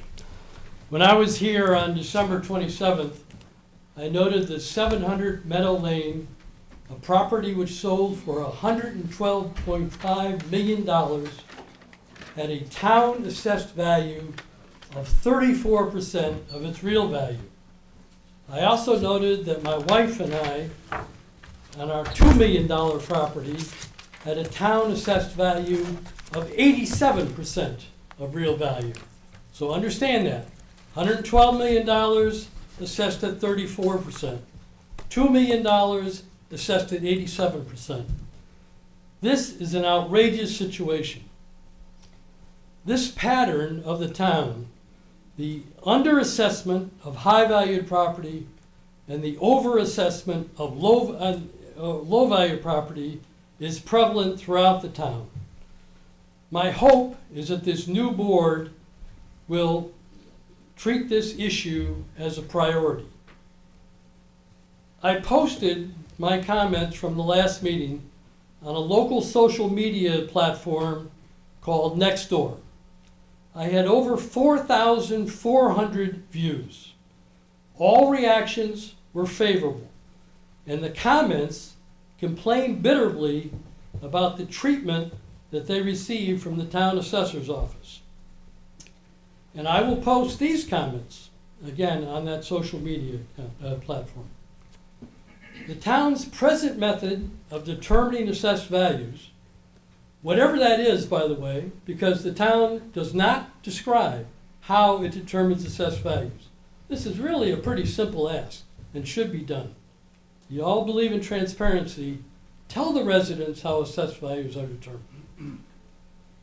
But anyhow, the method extorts money from residents of lower valued properties and subsidizes the residents of higher valued properties. This needs to be changed. Hopefully this new board will care about the residents who can least afford to pay a disproportionate share of town and school taxes. Please care. Thank you. Thank you. Ray D'Angelo? Seconds from a clean getaway.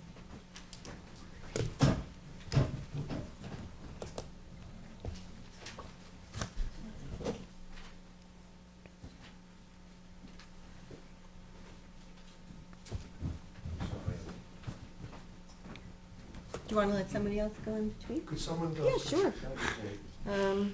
Let's see. Steve Crispinelli.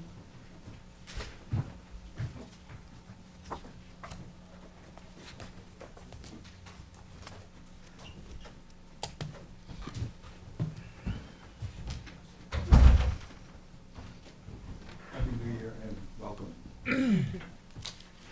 I'm here to talk about Bess. You have heard that name, that word mentioned, I'm sure. And you know some of the background about Bess. I'm sure you're updating yourself about Bess.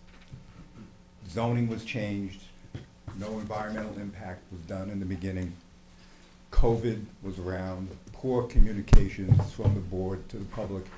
That's usual, by the way. Civic was not notified.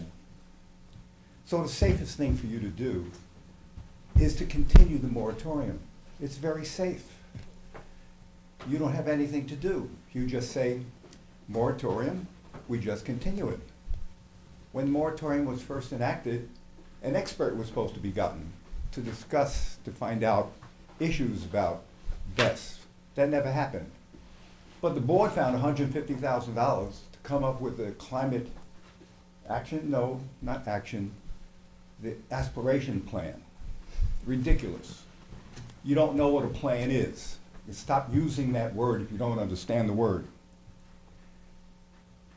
So now we've got, during all the meetings we have, an underperforming, understaffed, moonlighting expert to tell us from a planning point of view, while she was perfect, we, the citizens, didn't know what the hell we were talking about. We did know what we were talking about. At the same time, 1,000 locations west of the canal were chosen as potential best sites. 1,000 locations in 1,000 days. Are you kidding me?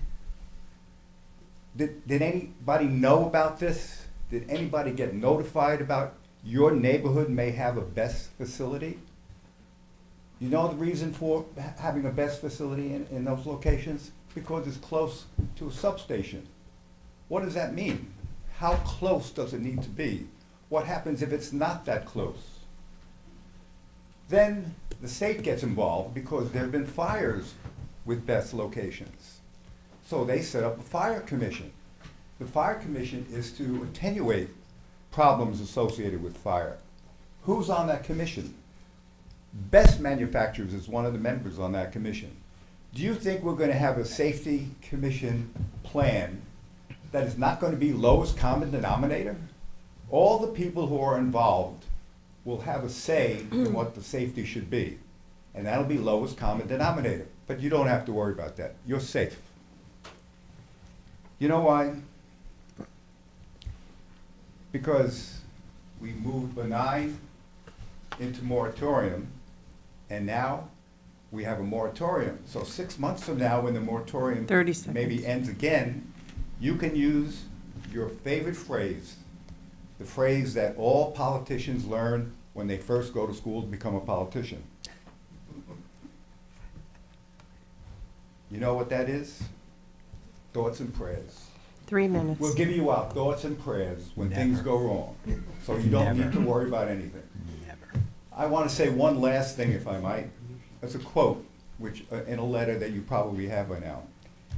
It is important to note that while the state may enact policies regarding health and safety concerns, the land use decisions regarding the location of these facilities resist with local governments.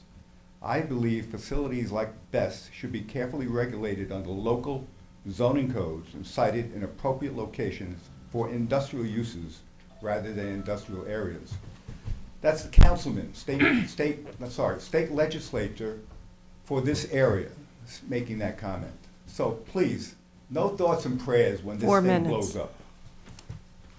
Thank you. Well, you may not have watched the last work session we had, but we talked to Janice Shear about this. Yeah. And we didn't have a full board at that meeting, so at a work session later this month, we're hoping to have a more substantive discussion. Janice expects to have a proposal from someone to present to us about, consultation services. You know what the first thing she can do when she speaks? She can apologize for the embarrassing comments she made to the people of Southampton.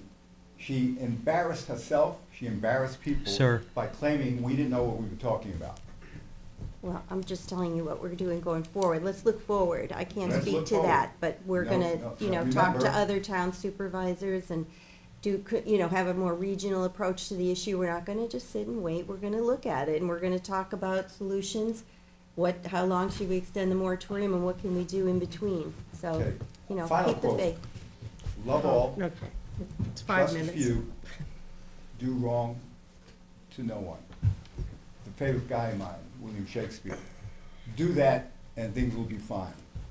End the moratorium, put this thing not in a place where people live. I live 500 feet from it. My wife is disabled.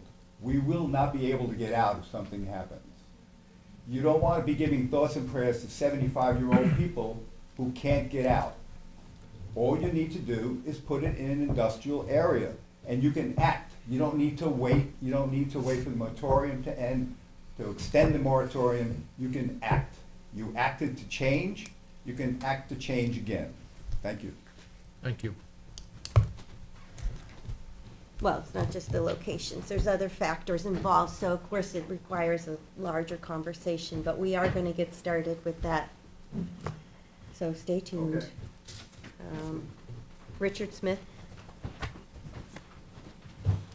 Can I bring out my friends? Hello.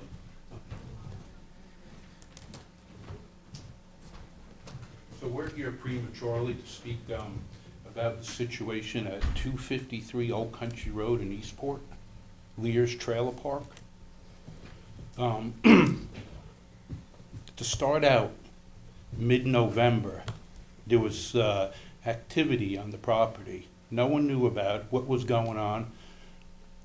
They started clearing the property. I started calling the ordinance, the DEC. I called everybody. Sadly, to find out that they cleared almost the whole property.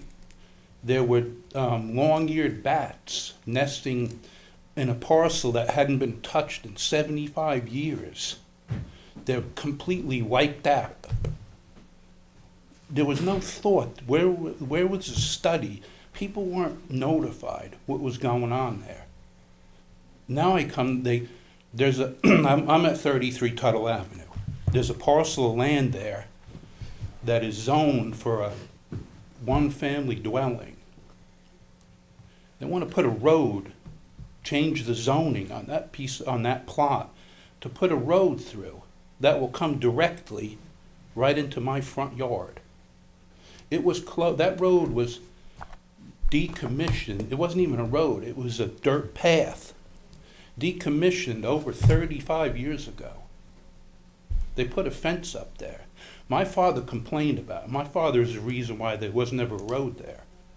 And we don't want to see a road. It's going to devaluate the properties in the area. And it's going to, they're talking about 100, we have no idea what they're doing. Is it 100 units? Is it low-cost housing?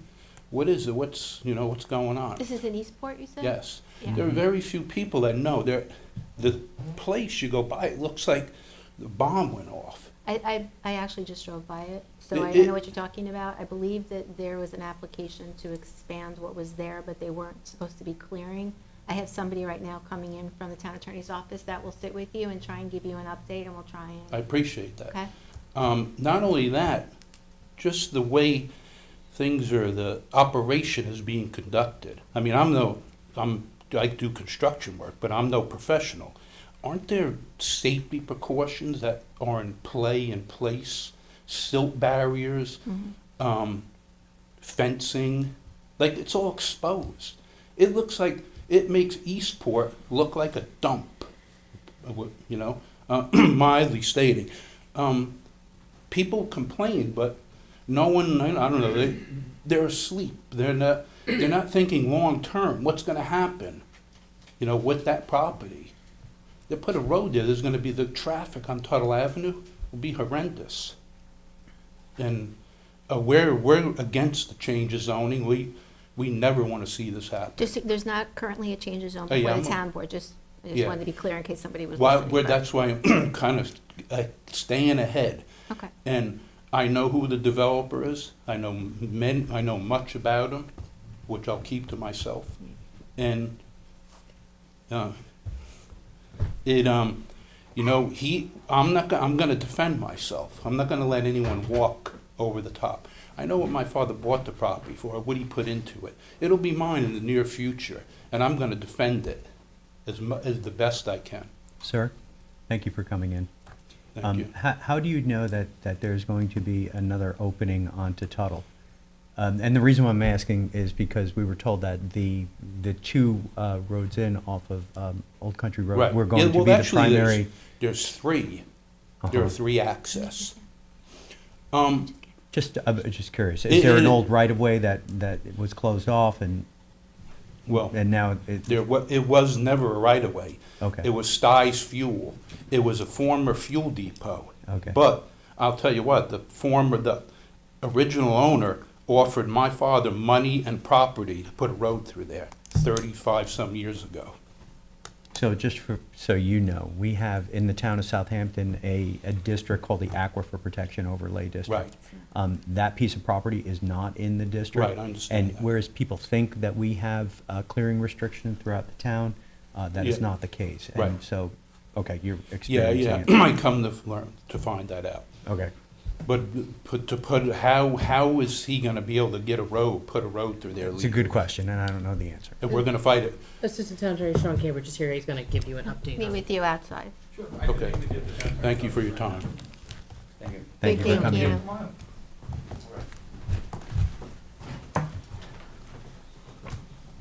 Robert Rivera.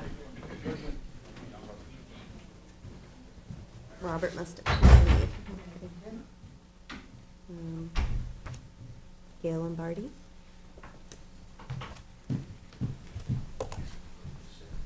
I'm sorry, I get my money's worth when I come to the meetings.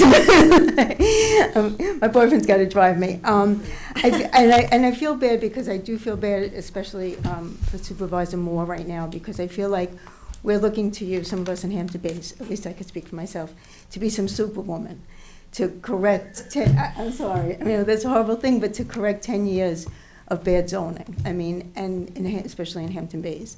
And I personally apologize for that. Cindy's done her best in the 2 years she's been here.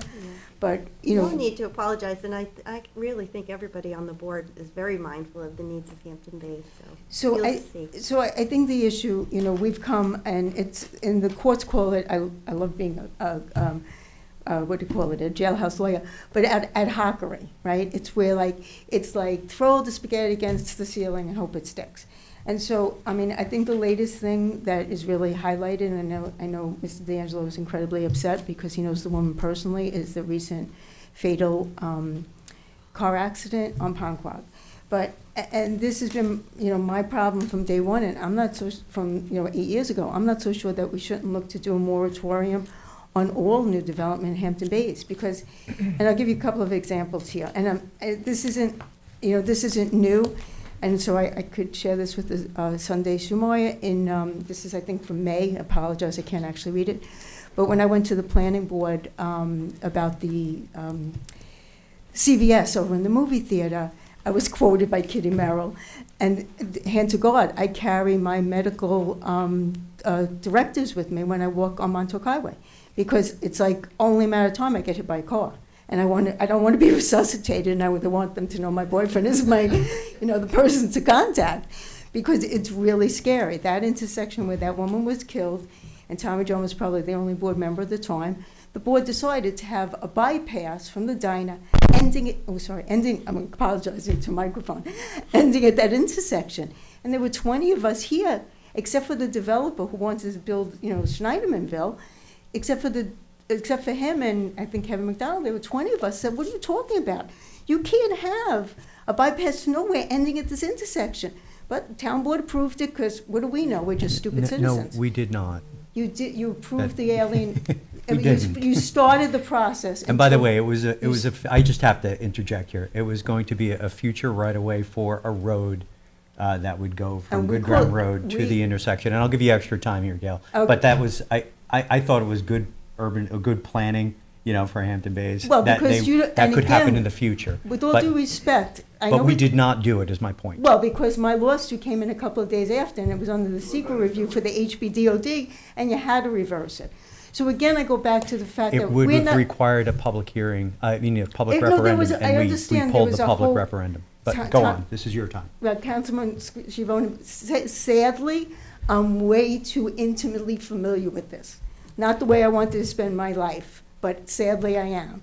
So the fact is that we get called NIMBYs in Hampton Bays, but it's, when you know your community inside out, it's not about being a NIMBY, it's being passionate about the understanding of the little idiosyncrasies. I'll go back to Squiretown Road, the HBDOD traffic study had the light on Squiretown Road southbound, going across Montauk Highway, turning into Ponquag Road, Ponquag Avenue, as not operating functionally. I live on Squiretown Road.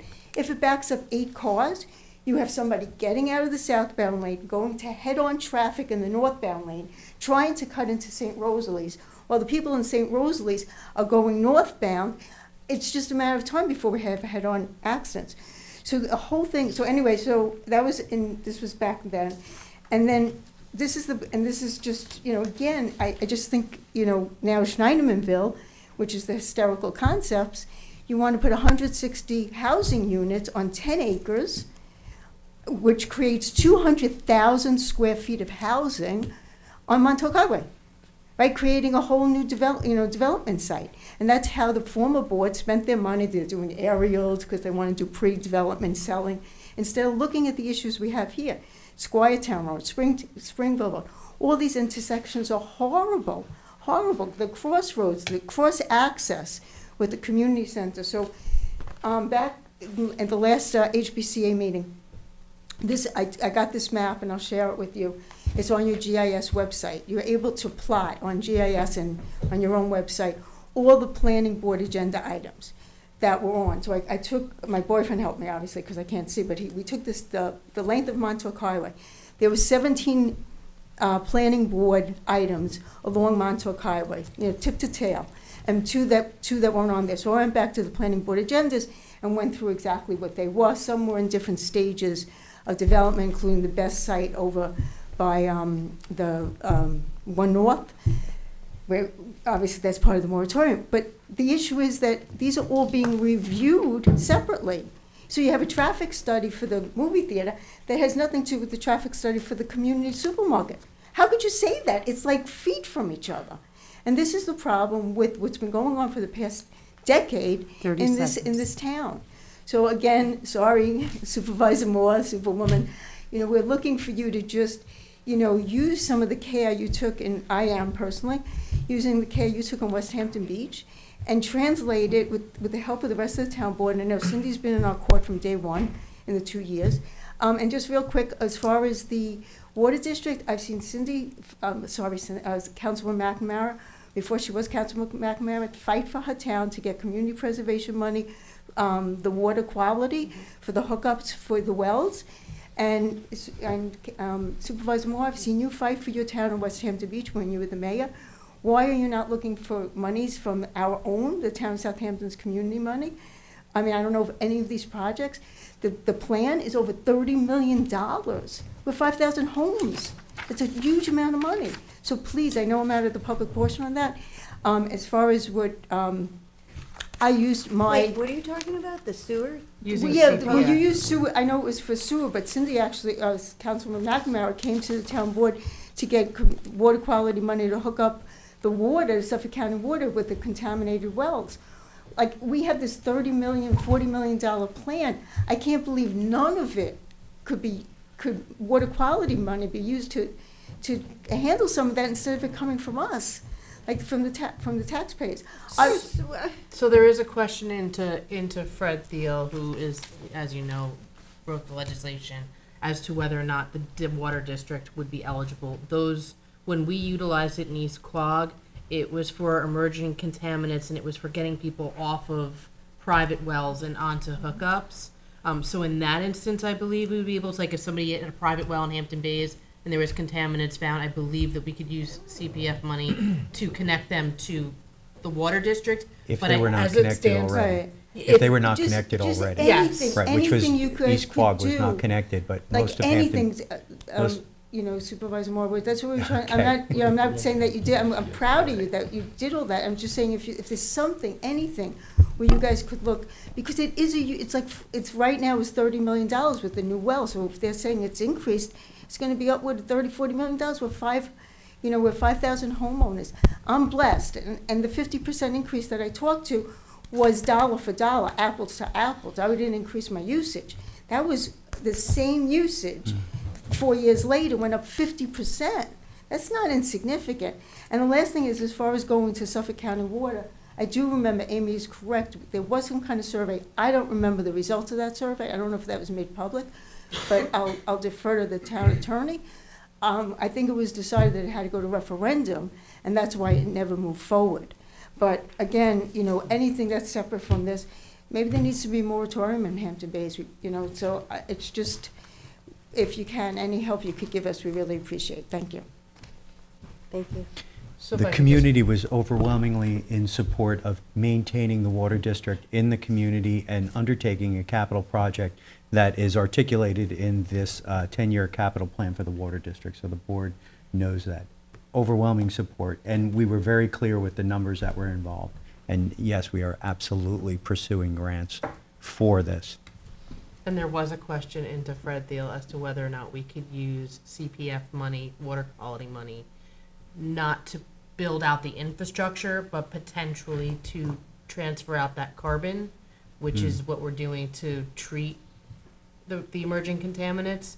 But it wasn't clear because it is a water district, so it's not it's something we were asking about and looking into. I know former Supervisor Schneiderman was asking that question of Fred Thiel to see if it would be a possibility, because it is a big cost, and as those contaminants go up and as the numbers come down, we're going to be changing it out more frequently. So, Well, I'll follow up with that.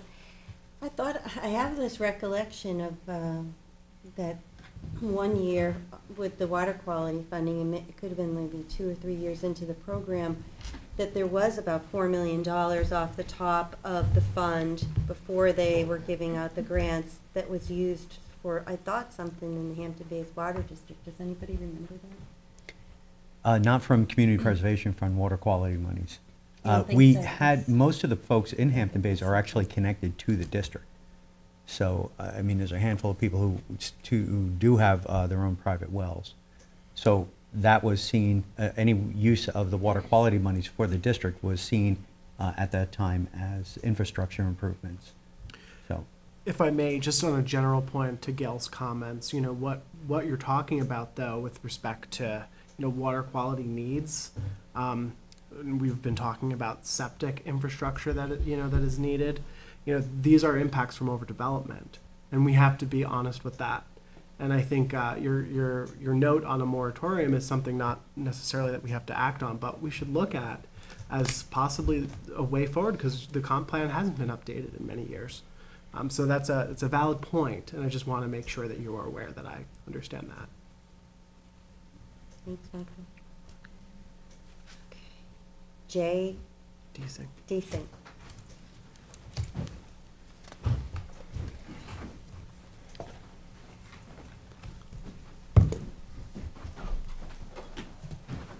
Thank you.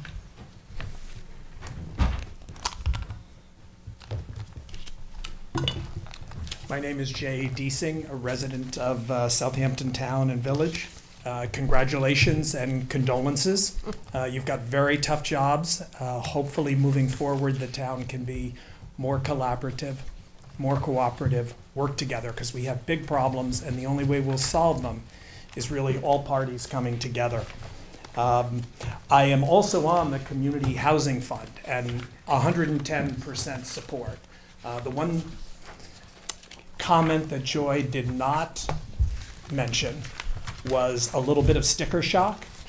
And I reminded the board at the time that we all had a lot of sticker shock in the 70s and in the 80s and in the 90s.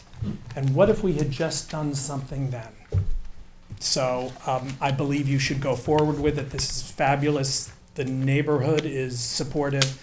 And so please move forward post haste. I am speaking today, though, on Liberty Gardens, which is at the other end of the spectrum. My role also includes head of the Southampton Association, and we try and keep village and town residents informed of things that are going on. And in response to one of our updates about the fiasco that occurred in December on the 27th, came from a local doctor, and I'll read it to you. The infrastructure for the mentally ill and challenged does not exist in Southampton. There is never a board-certified psychiatrist on call to the emergency room in Southampton Village. There are no private psychiatrists who take the Medicaid and Medicare patients, who will take new patients or have readily offered attainable appointments. The accessible medical infrastructure does not exist for mental health services out there, in my opinion. This is a health and safety issue for the proposed residents, the larger community, and the nurses and doctors of the emergency room, who have only an unarmed security guard in the emergency room that is not set up to handle psychiatric emergencies. This community does not have a tertiary care facility to deal with persons with acute mental health incidents. These are my thoughts, observations, and opinions from being involved in healthcare delivery in Southampton for 34 years. Peter Miklos, MD. Many of you may know that he was instrumental in helping the hospital attain very difficult to find COVID masks, ventilators, drugs, etc. His only goal is to do what's best for our community, and that should be our goal here in housing as well. And unfortunately, I think many of us feel that this project has been forced on us. It's being railroaded. And another example of that is the letter that I've provided for you from Dunn Engineering, because I spent most of the 26th and a lot of the 28th going through the files. And I was kind of surprised to see that there was an additional study done on traffic.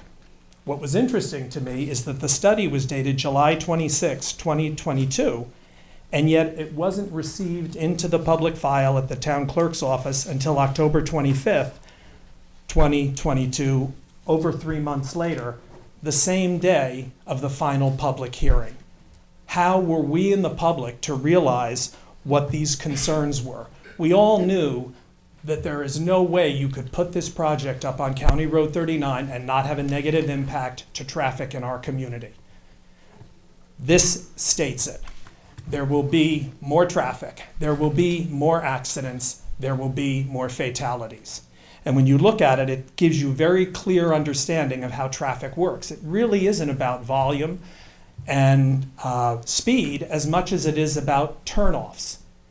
And our highway up there is full of turnoffs. And we're going to actually propose with this development to move the turnoff closer to another turnoff directly across from a development across the street, which will have another turnoff. So I think the whole safety issue for traffic is one that was not properly explored. Furthermore, there's no discussion of the build-out phase. It's as if this project is going to be dropped on a 4-acre parcel intact. The amount of cement mixers, tractor trailers, and 60 workmen for a 2-year time period is going to have a huge impact. 30 seconds. And I think we need to start recognizing that. So I hope you will take a hard look at this, recognize that it's the wrong project in the wrong location.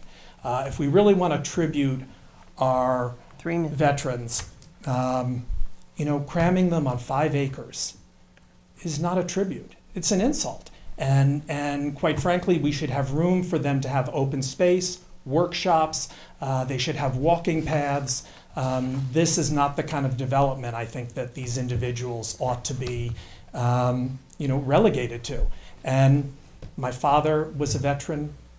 My father-in-law was in the Battle of the Bulge. My son is currently serving in the Army. So I'm not one of these NIMBY people. Quite frankly, this project is going to be closer to my home than Liberty Gardens will be. Delighted to have this.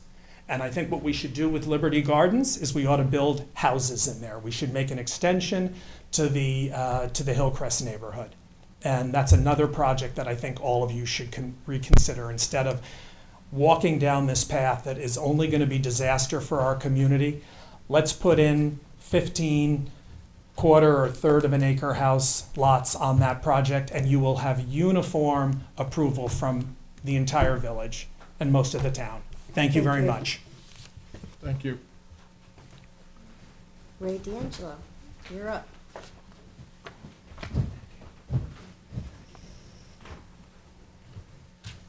It was a very interesting open session. I support Steve's comments about Bess and this gentleman's comments about the inequities of our assessment system here in Southampton. But I'd like to talk. Unfortunately, we had a tragedy yesterday at the senior center.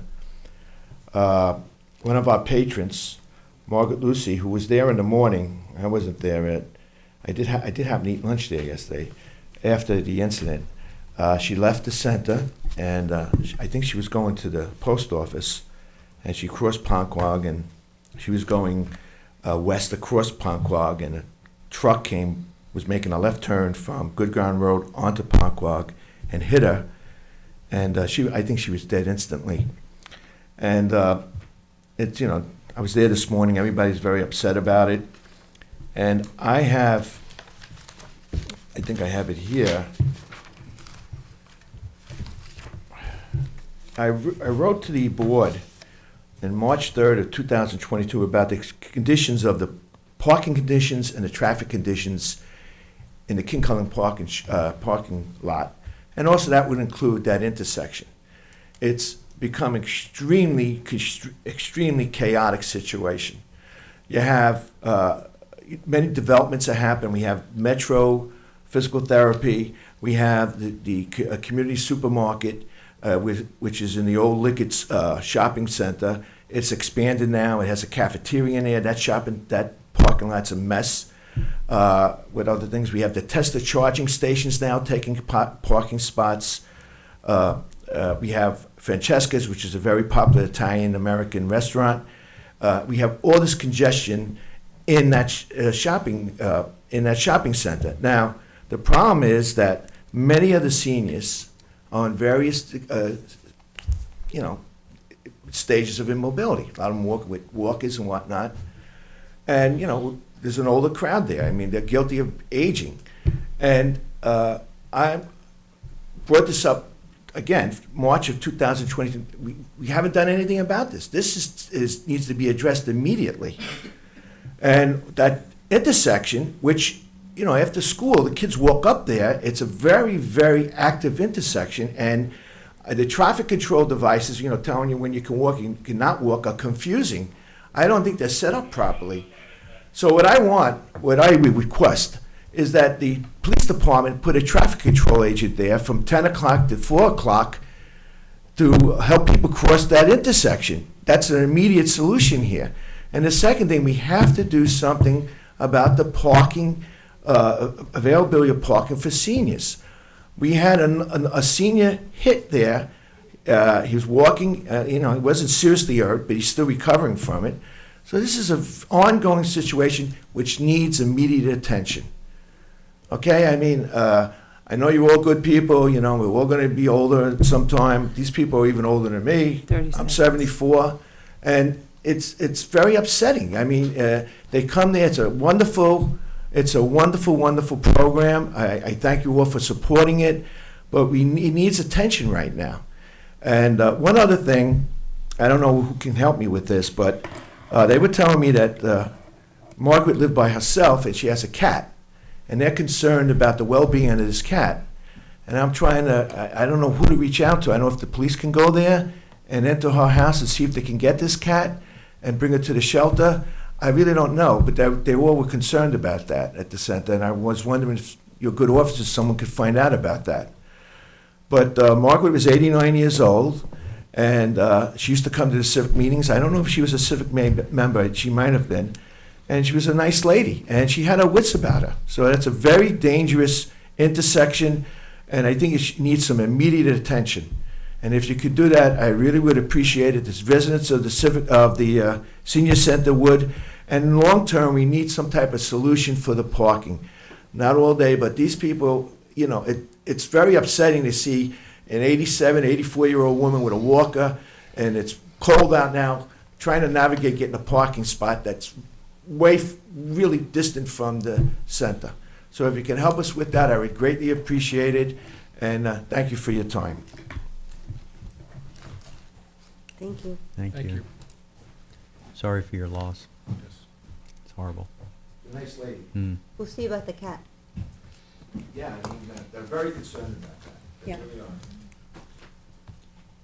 Supervisor, I want you to come and have lunch with us one day. You're really nice people. You're good. I'm inviting you now. Okay. Take you up on that. What are you serving?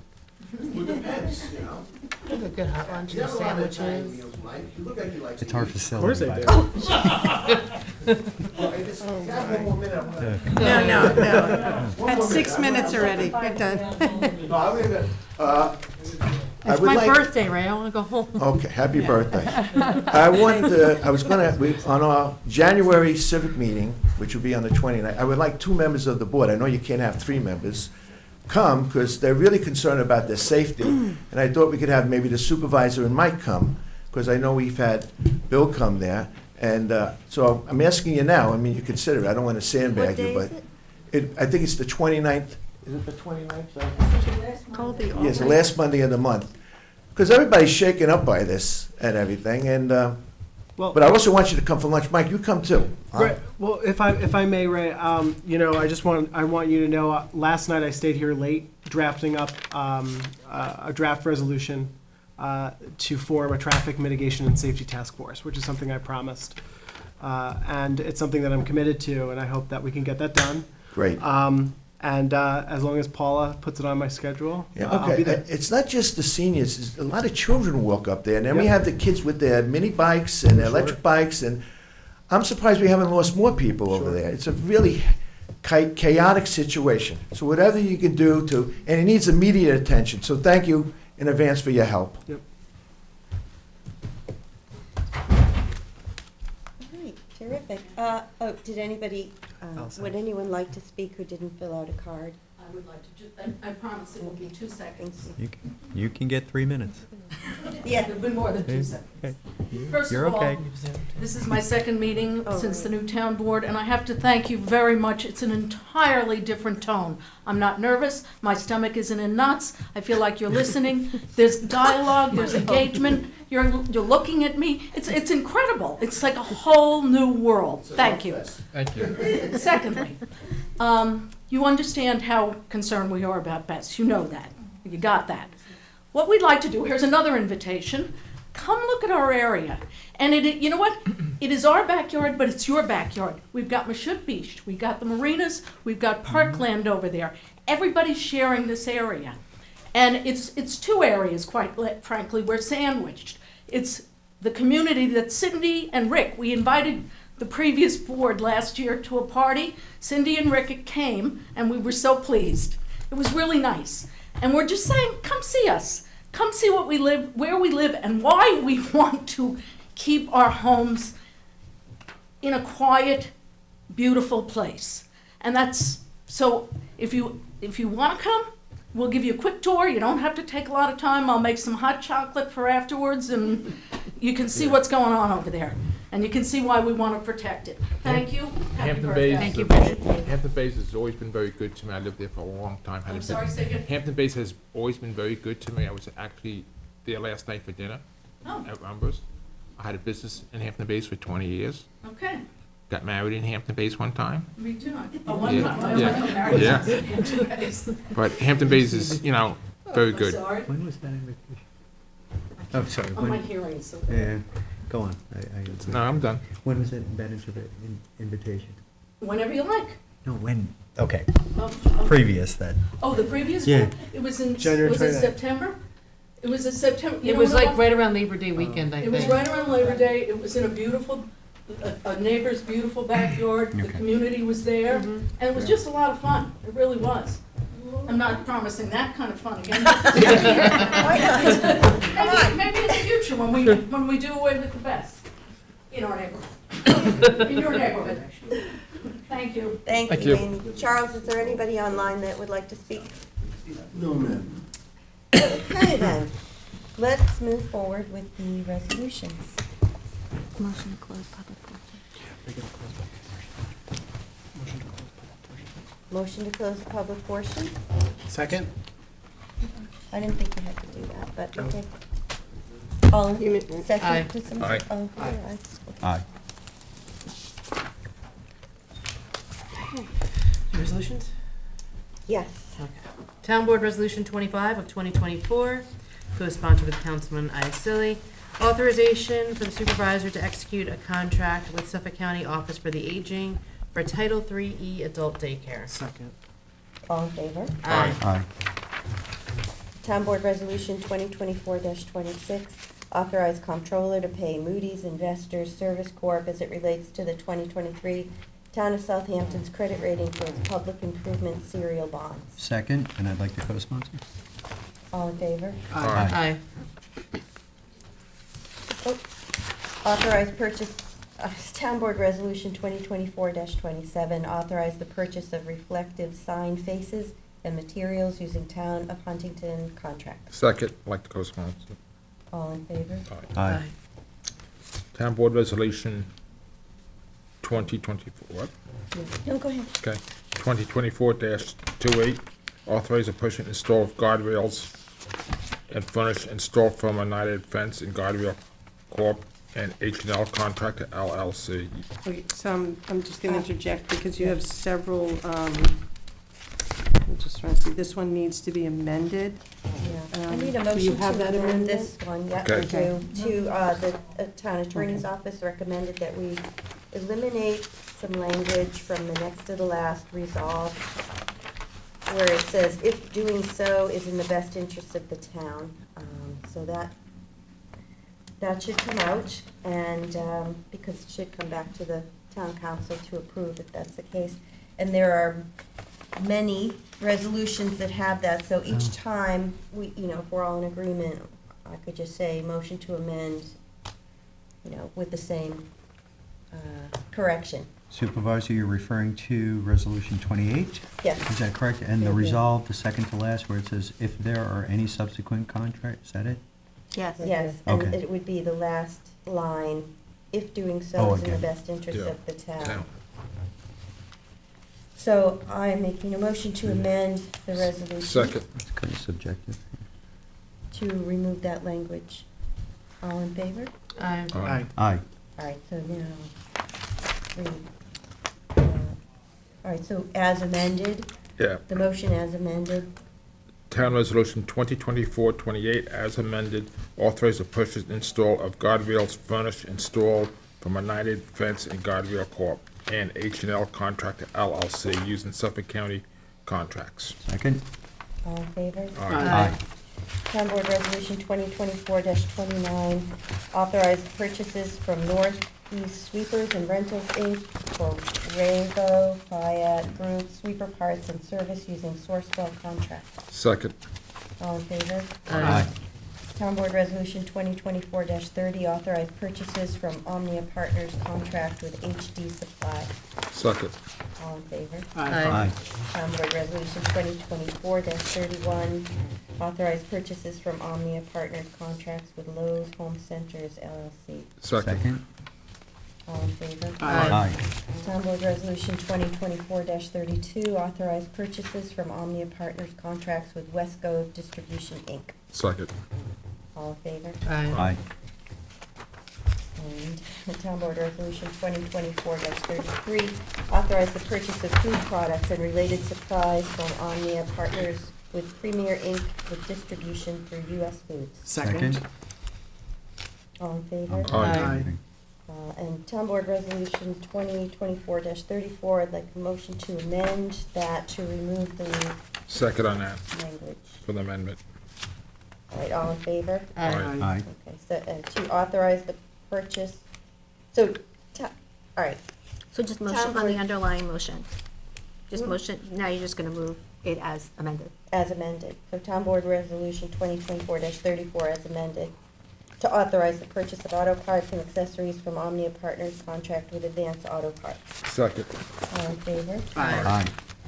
Town Board Resolution 35 of 2024, authorized the purchase of motor fuels from Omnia Partners Cooperative Excuse me one Contract. second, that's also, that needs to be amended. Why didn't you get that one?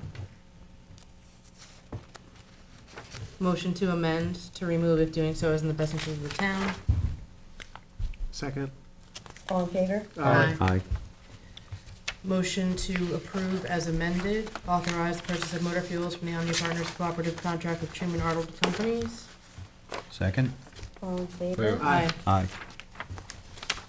Motion to amend Town Board Resolution 2024-36 to remove the language. Second. All in favor? Aye.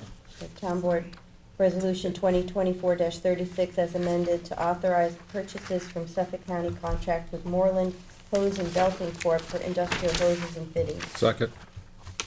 All in favor? Aye. Aye. Town Board Resolution 38 of 2024, authorized purchases of lab analysis of sewage. Missed one. Skip 37. Ah, sorry. That's okay. Sorry. Okay, so motion to amend Town Board Resolution 2024-37 to remove the language of the best interest of the town.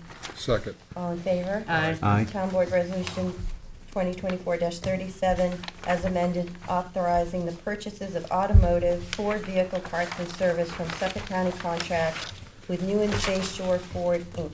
Second. All in favor? Aye. Motion to amend Town Board Resolution 38 of 2024 to remove the language of if doing so is in the best interest of the town. Second. All in favor? Aye. Town Board Resolution 2024-38 as amended, authorized purchases of lab analysis of sewage, industrial waste, and receiving water from Pace Analytical Services, Inc. and Long Island Analytical Labs using Suffolk County contract. Second? All in favor? Aye.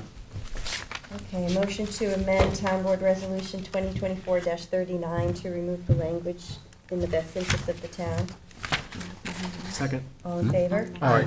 And Town Board Resolution 2024-39 as amended to authorize purchases of technology catalog solutions from CDW-G using Sourcewell contract. Second. All in favor? Aye. Town Board, Number 40. 40, right? Yeah, Town Board Resolution 40 of 2024. I'd like to make a motion to amend it by removing the language that we referred to earlier. In doing so, is in the best interest of the town. Second.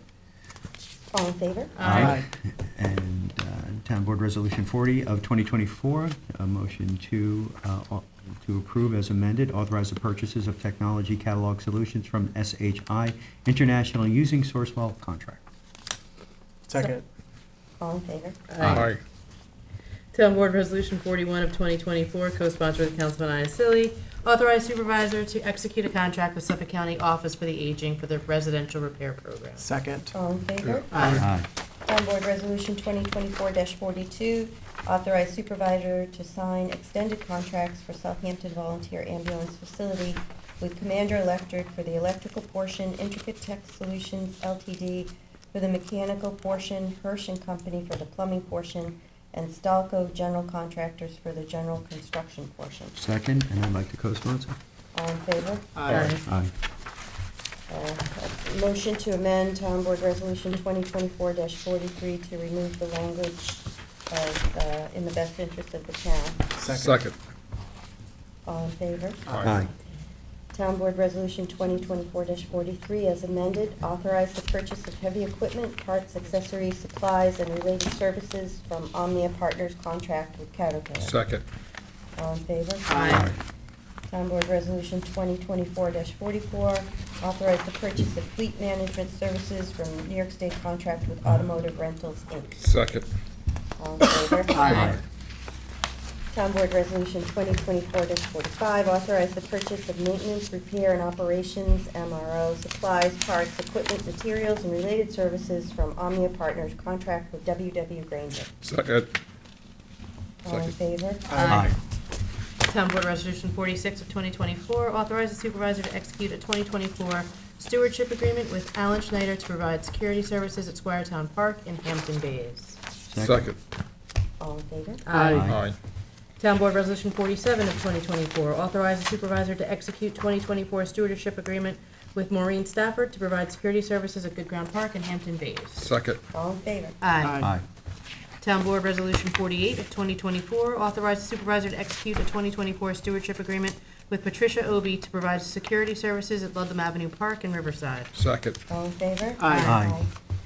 Town Board Resolution 49 of 2024, co-sponsored with Councilman Iacilli, authorize the supervisor to execute any and all documents pertaining to the 2024 transportation contract with Suffolk County Office for the Aging. Second. All in favor? Aye. Aye. Town Board Resolution 50 of 2024, co-sponsored with Councilman Iacilli, authorize the supervisor to sign agreements for senior services programs. Second. All in favor? Aye. Town Board Resolution 51 of 2024, co-sponsored with Councilman Iacilli, 2024 notice to bidders for maintenance on trails in Southampton. Second. All in favor? Aye. Aye.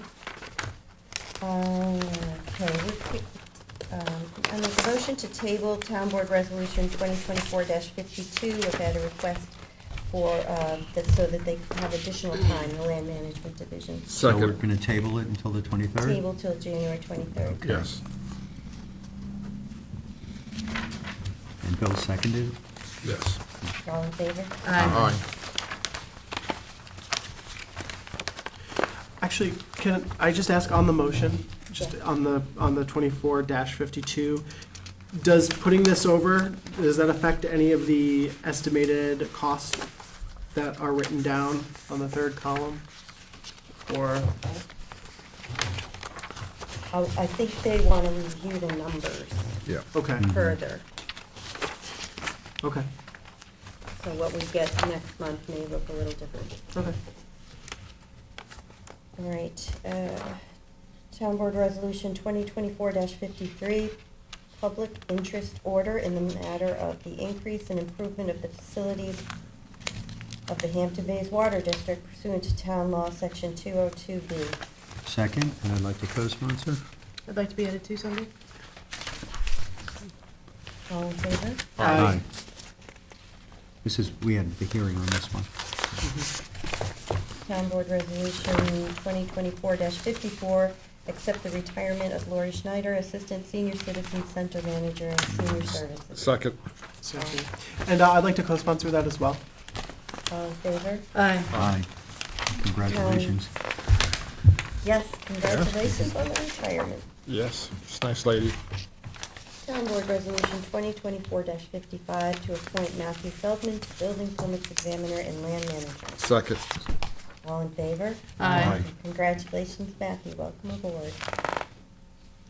Town Board Resolution 56 of 2024 to authorize Fire Marshal Ryan White to attend the International Association of Arson Investigators Second. quote, expert witness courtroom testimony, unquote, course in Rybrook, New York, from January 26 to January 28, 2024. Second. All in favor? Aye. Town Board Resolution 2024-57 to ratify the agreement with CSEA. Second. All in favor? Aye. And Town Board Resolution 2024-58, ratify the settlement and release agreement. Second. All in favor? Aye. And then we have the walk-on resolution to authorize, I don't know if it has a number, it's ID number 45301, to authorize the town comptroller to approve and execute all bank wire transfers required to fund payments associated with warrants number 1, capital number 1, and CPF number 1. Second. All in favor? Aye. Who was the second? Me, myself.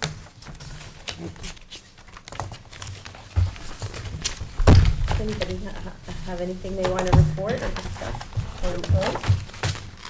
Happy birthday to Councilwoman McNamara. Thank Yeah. you. Yes. Birthday. Birthday.